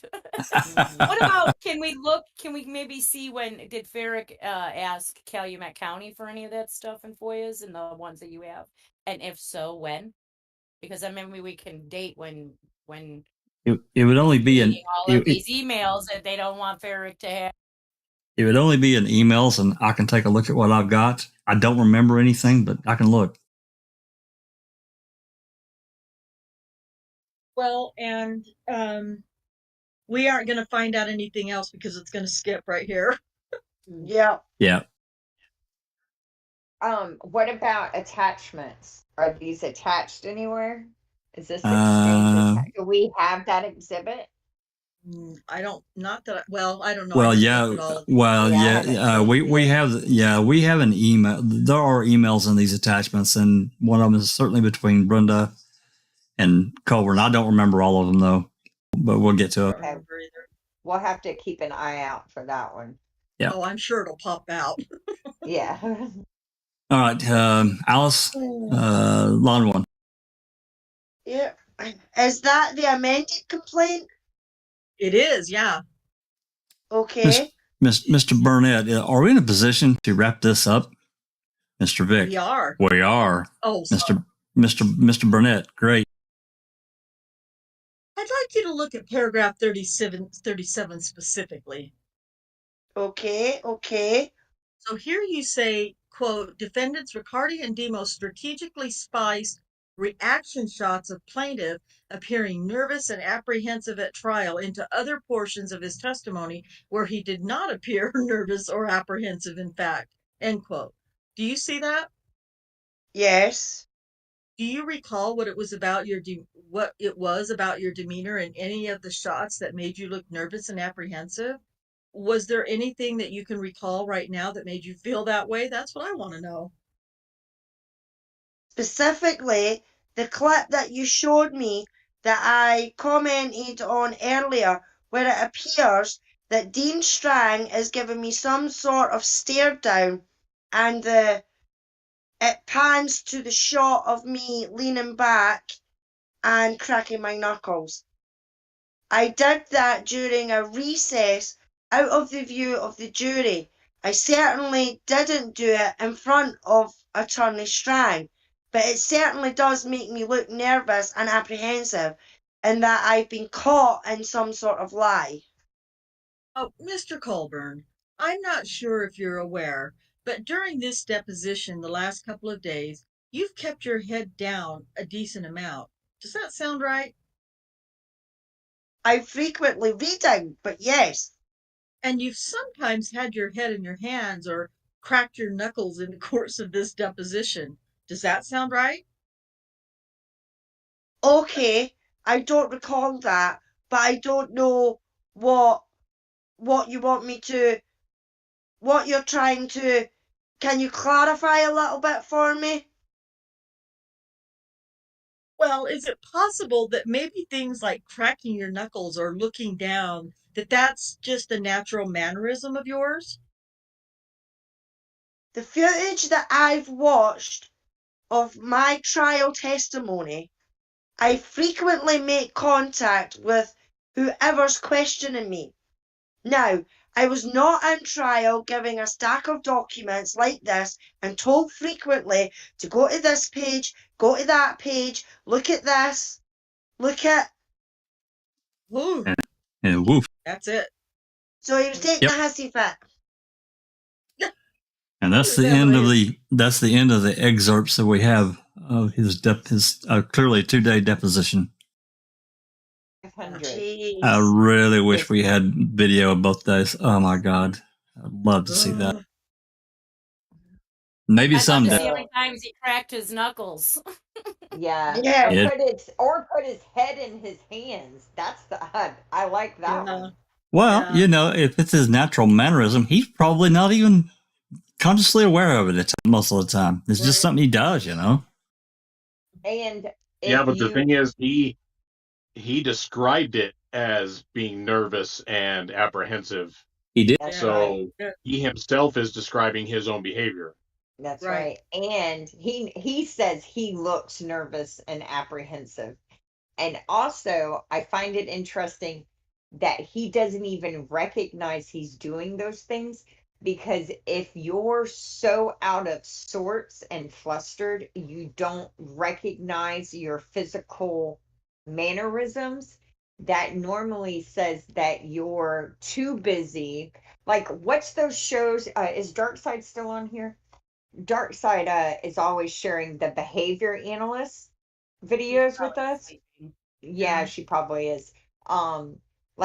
Like the behavior analyst, if they were going to be honest about analyzing Colborn's behavior, would say, in my opinion, that that's the behavior of someone that is more concerned with recalling the right words to say, that they are using those actions to help them think. It's like a You know how when your kids get nervous when they're trying to tell a lie, they have these certain little quirks?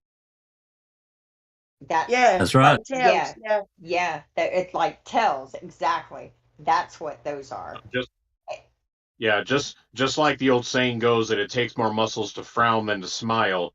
It takes your brain more energy and more work to tell a lie and stick to the lie than it does to tell the truth. That's why you Amen. get those little ticks.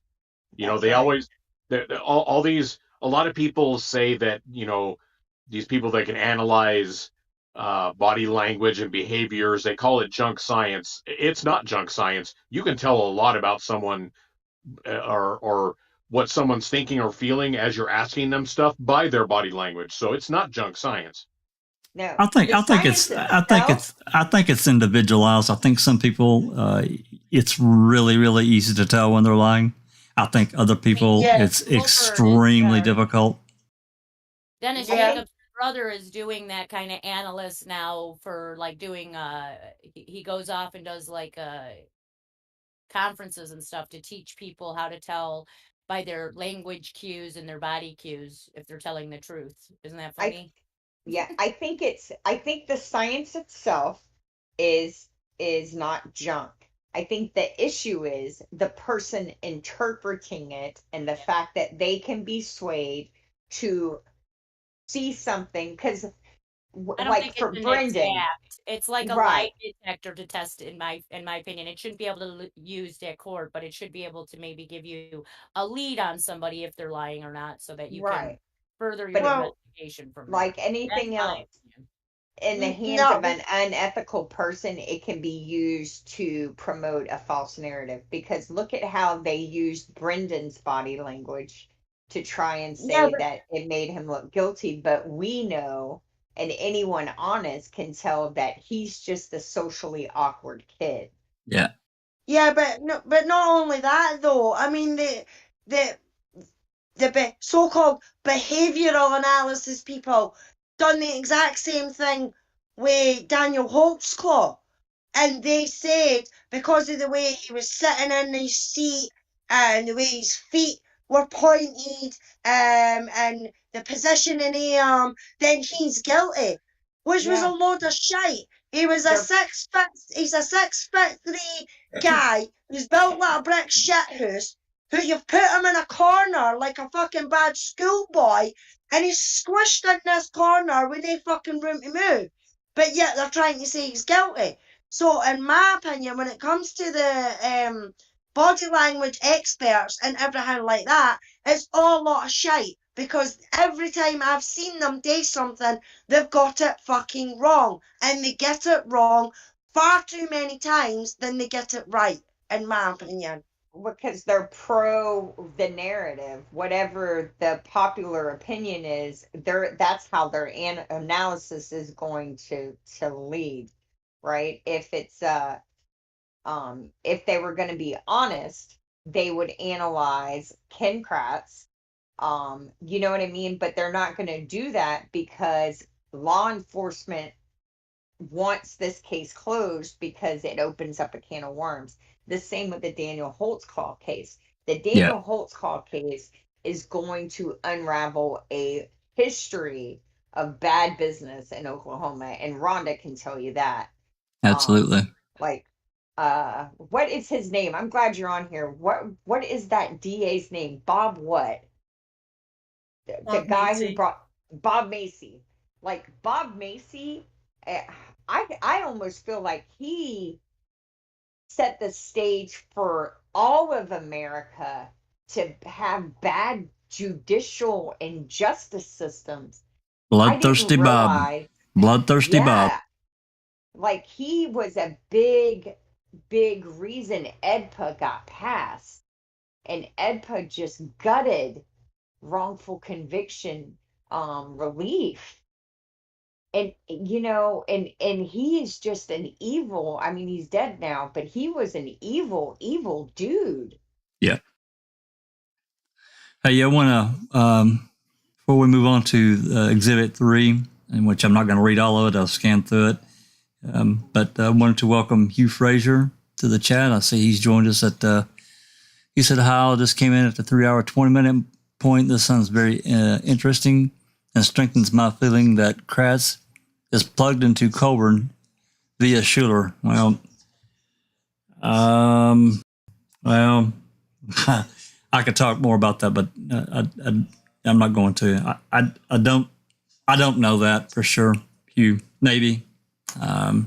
We don't have any information specifically about that. I guess it's possible. And hey, I see catnip. Actually, we do because that that exchange, that text exchange just mentioned, Brenda was telling him that Ken needs them. Yeah, but that's from a few years ago. Back then, definitely there was a definite connection, but then that connection fell apart. I know that I know from what I was told, that connection exploded in a very bad way. Oh, okay. Between Ken and Brenda? That's right. I'll tell you about it afterwards. Yeah, Ken and Brenda. I'll tell you about it afterwards. Okay. Hey, there's Jamie. Jamie, we're still waiting on those on the road videos, man. Be a hit, I tell you. But thanks for coming. Okay, well, this, even though it's broken up and it's bits and pieces, I still find his deposition very, very interesting. He got a lot of shit wrong. I know that for a fact. But we're pushing let's see, we're at 3 hours and 36 minutes.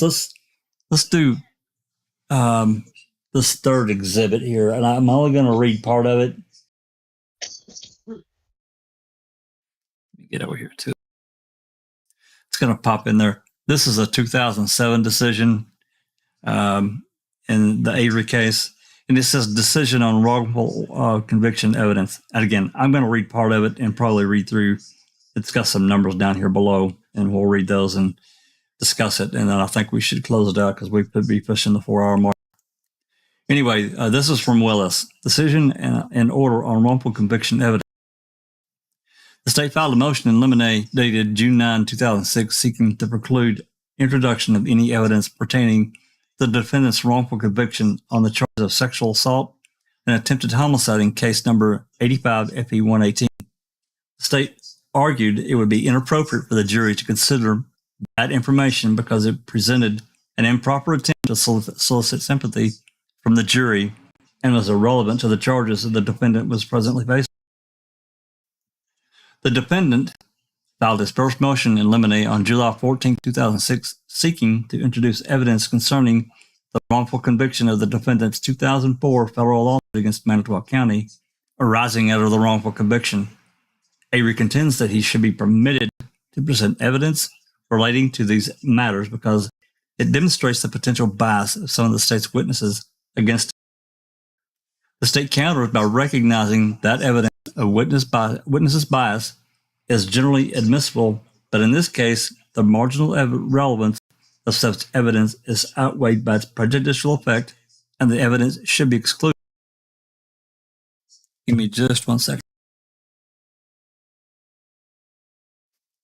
At the outset, the court notes that the jury in this case is likely to gain some knowledge relating to the 2004 lawsuit against Manitowoc County as part of the state's case in chief, irrespective of the use of such evidence by the defense on the issue of bias. Otherwise, the jury would simply be left to wonder why a crime which occurred in Manitowoc County was investigated under the supervision of the Calumet County Sheriff's Department and is being prosecuted by the Calumet County District Attorney. The jurors are entitled to some explanation as to why the prosecution of this matter is being handled by the Calumet County and why they are being transported to Calumet County to hear the case.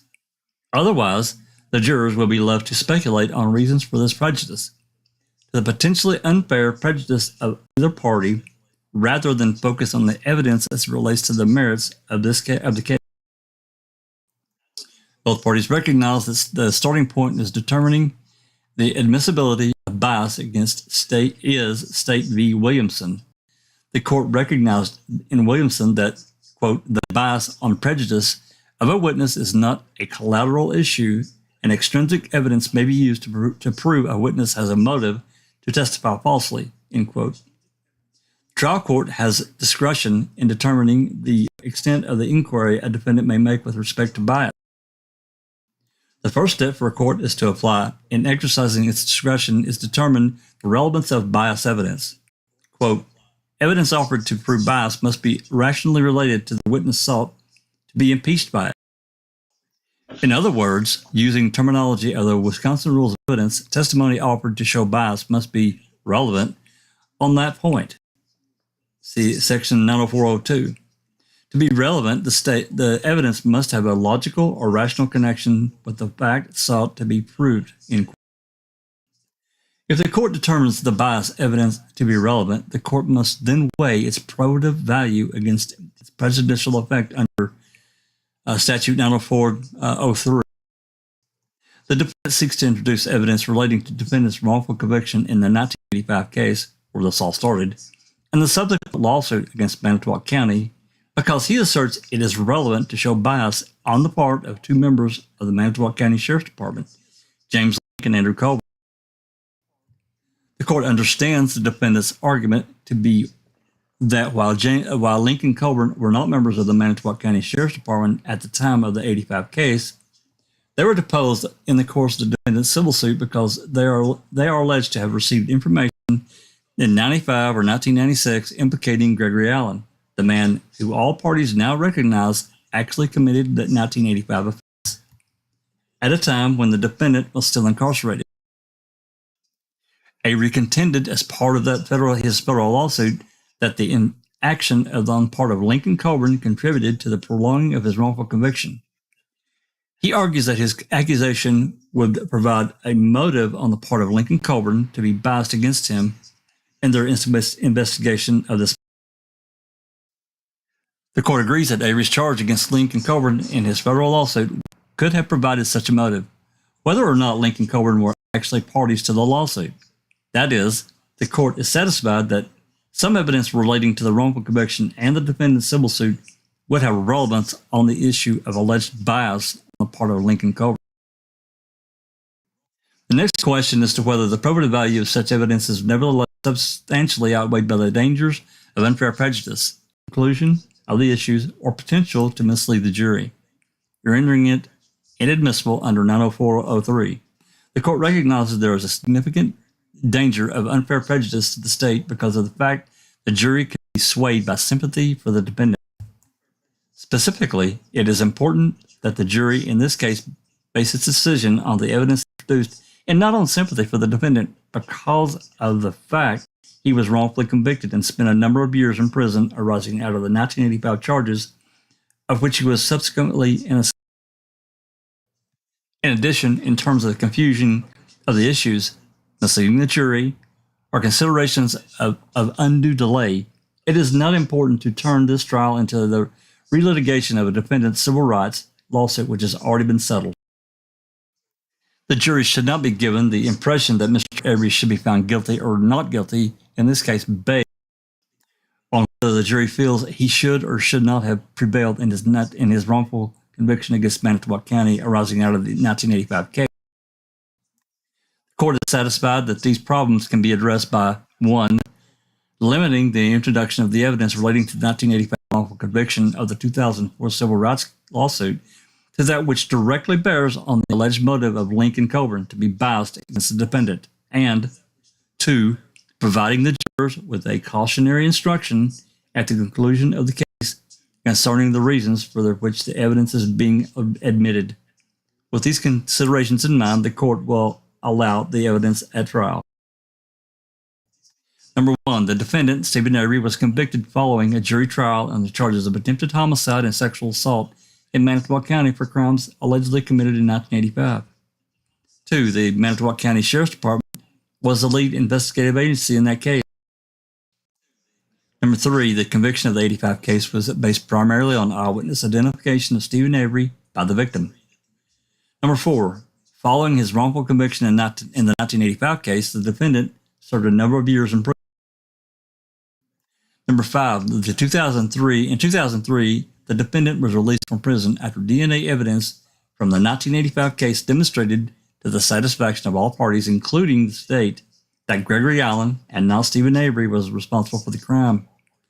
Number 6, the DNA testing, which led to the defendant's release from prison in 2003, was not available early.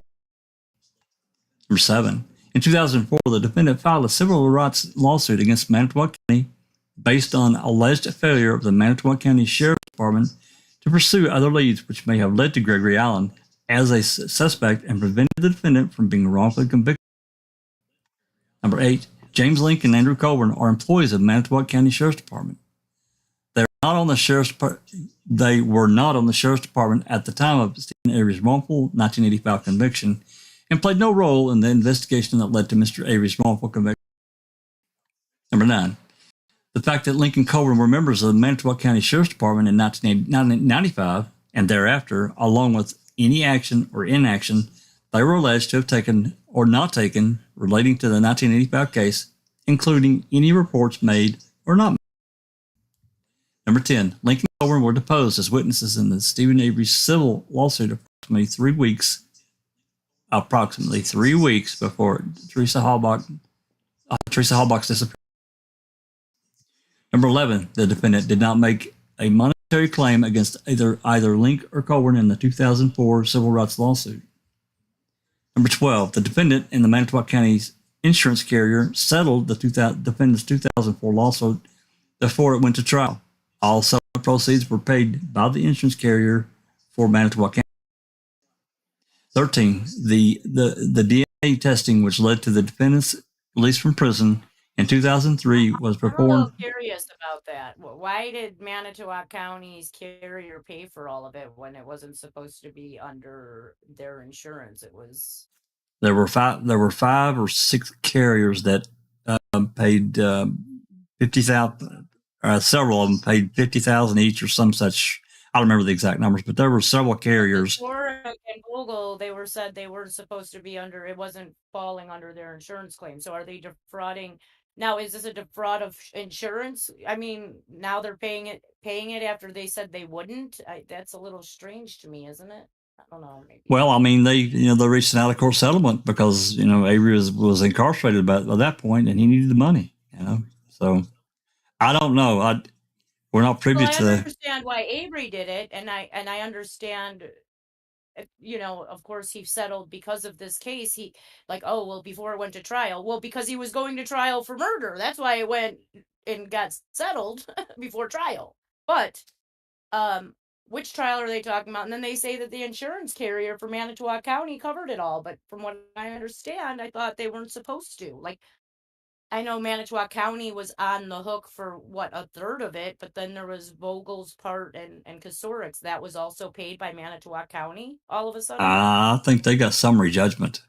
I don't know. I'm not sure. I'd have to read the rest of the civil documents, but yeah, I mean we've got them, but for whatever reason, there was no malfeasance found. There was no negligence found against the state in terms of how the insurance would view it. So it was okay for them to pay it. So it was okay for them to pay it because it was a settlement and they didn't go to trial and find them guilty of doing wrong or however you say that pretty malfeasance. Malfeasance. Yeah. Okay. So that makes sense then. Maybe a little bit better. Thank you. Yeah, I think that explains it pretty well. They just said, we don't really want this in a public setting. They don't want all this shit revealed. So they agreed to settle it because the potential, I mean, I think we all know the potential. This could have been a much bigger deal if it had went to trial. I wished it had. I wished it had went to trial personally, but that's neither here nor there. It's water under the bridge now. And then this last one I'm going to read from this order from, it's number 13. The DNA testing which led to the defendant's release from prison in 2003 was performed by the state of Wisconsin Crime Laboratory. That's all I'm going to read of this. I'll include it after we've done. I'll put the 3 exhibits that we've read. I'll add them to the video link. But yeah, I'm not going to read the rest of this. It's history. But this was included as part of, Lita Walker's filing there. So We'll pick up the next time. Let me get this off the screen here.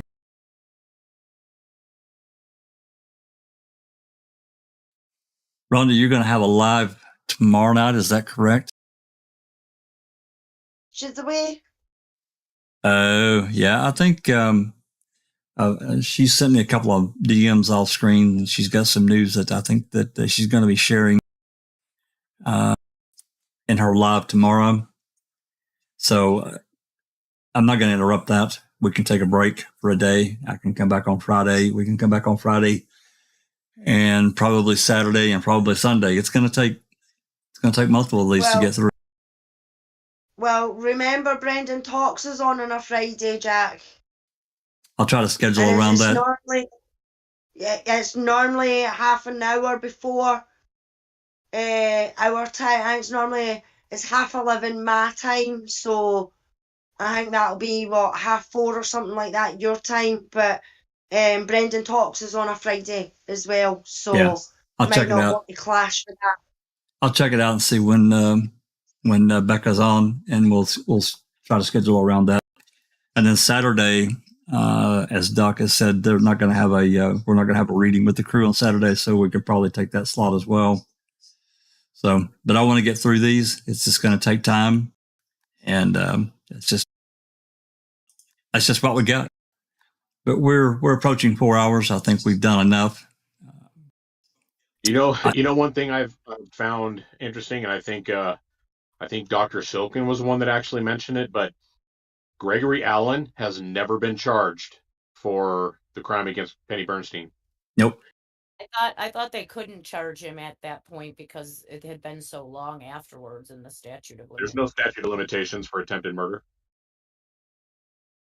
Oh, then for attempted it's true. murder? Is that what they did? Well, I know they charged Stephen with. They charged him for rape and attempted murder. Well, correct, but I thought attempted murder isn't murder, and attempted murder does have a statute.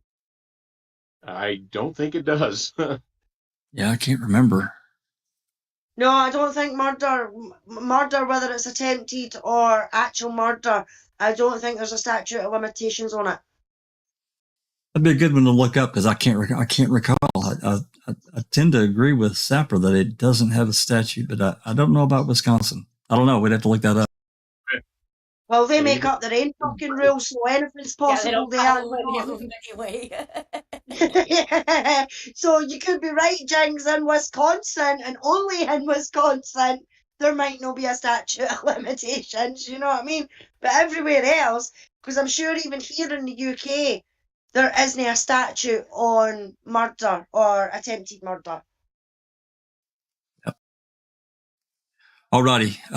As I said, tomorrow, I'm sure that Rhonda told me that she's going to have a live, so head over to her channel. We'll get it. I'm sure she'll get something ready and get it scheduled.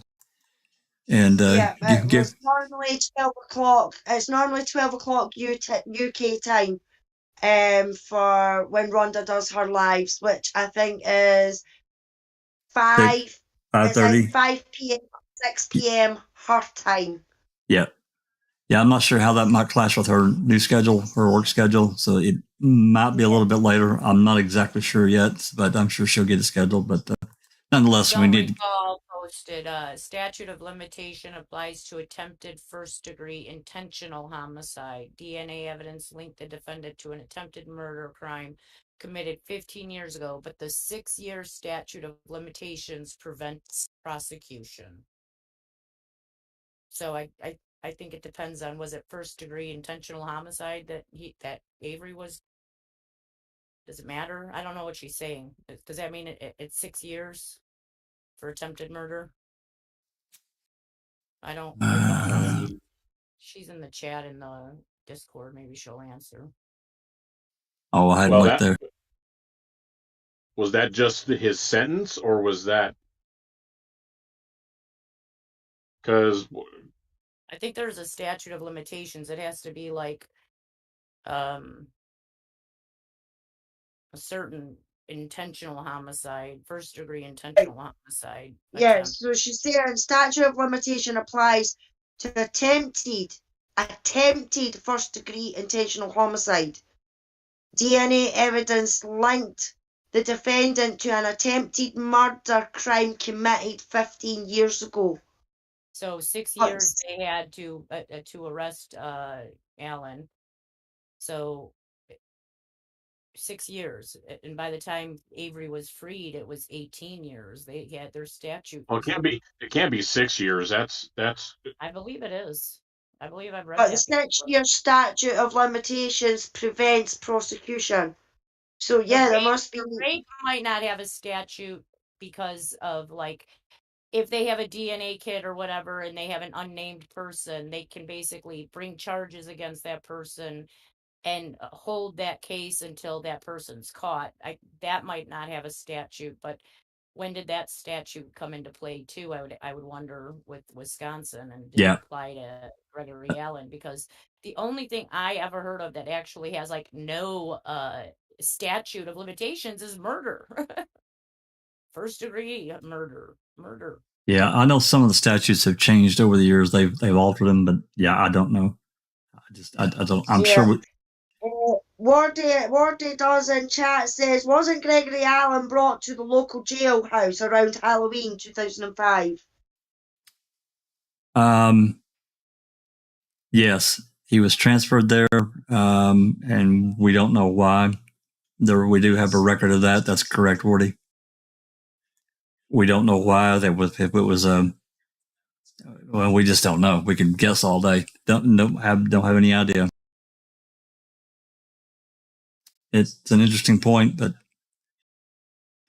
don't know if it was a crowding situation or just a coincidence. No, not in this case. Anyway. All right, let's wrap it up for the night. Try to join us tomorrow for Rhonda's live, and we'll see about Friday. I don't know yet. I don't want to interrupt Becca on Brendan's talk. We'll see I'll see when that's scheduled, and maybe schedule something afterwards. Maybe a shorter open mic. Whatever time we can get in to get through some of these would be good. So let's just plan it that way. With that said, I'm going to wrap it up unless you guys have anything else to add. Any comments you're glad to go ahead and add them. I mean, we can do it now or we'll wait till later, but I think we're pretty. Yeah. Just thank you to everyone who's in chat who's joined us. We had a good audience. We had at least 50, just over 50 people in. So it's marvellous to see all the people in there with great questions, great answers, and hope to see you all on Saturday and Sunday. Absolutely. Yep. I certainly would like to thank everyone as well that's come along and continuing to follow along with the documents and with the great questions and comments and some of these little golden nuggets we're picking out here.